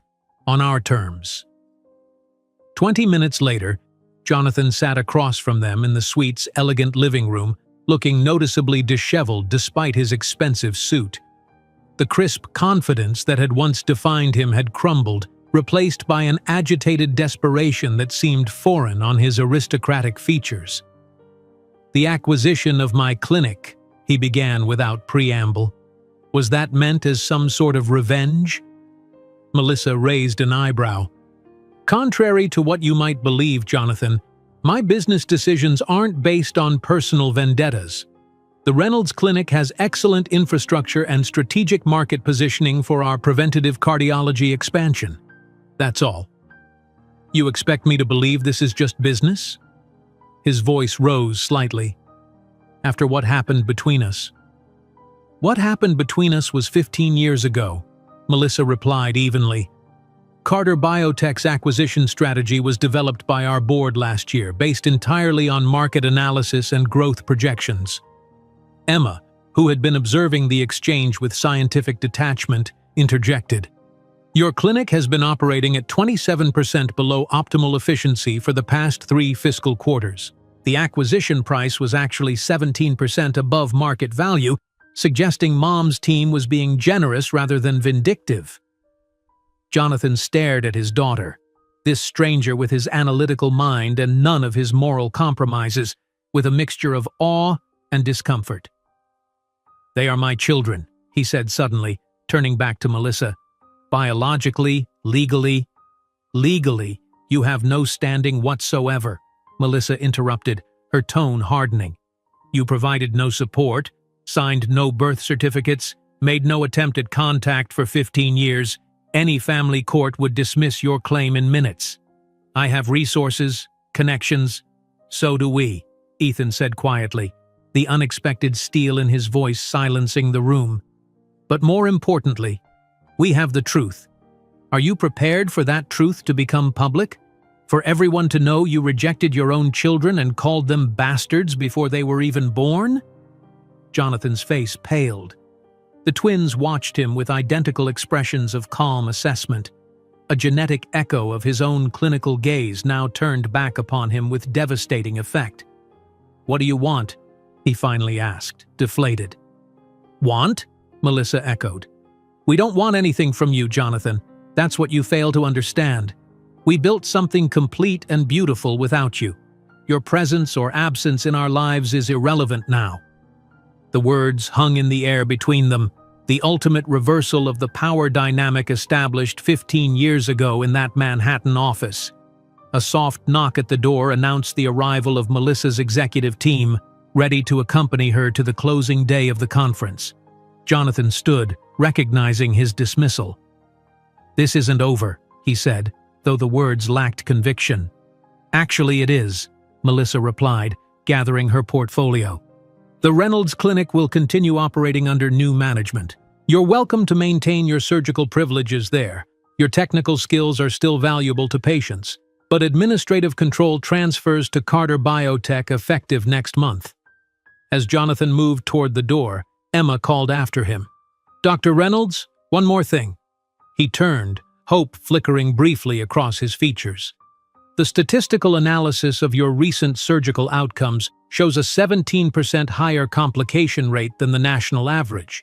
You might want to reconsider your approach to the mitral valve repair sequence. Your current technique is outdated." She delivered this assessment with the same clinical detachment he had once used to dismiss her mother. When the door closed behind him, Ethan turned to Melissa. "Are you really keeping him on as a surgeon?" "Of course," she replied. "Despite everything, he's still skilled, and this was never about revenge. It's about building something meaningful." Later that morning, as Melissa delivered the conference's closing address on the future of preventative cardiology, Jonathan sat in the back row, a solitary figure watching the woman he had once deemed unworthy command the complete attention of the medical elite he had spent his life trying to impress. 2 weeks later, the Carter family's private jet touched down at Teterboro Airport outside Manhattan.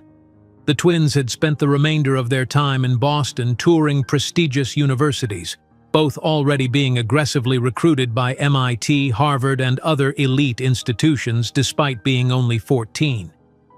The Japanese expansion contracts were finalized this morning, Melissa told them as their car navigated the evening Manhattan traffic toward their Central Park apartment. "And the new research facility breaks ground next month." "Will we need to restructure the Reynolds Clinic completely?" Ethan asked, his mind already working on the integration challenges.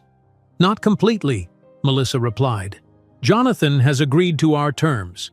30% of the clinic's profits will fund the Mothers of Tomorrow Foundation."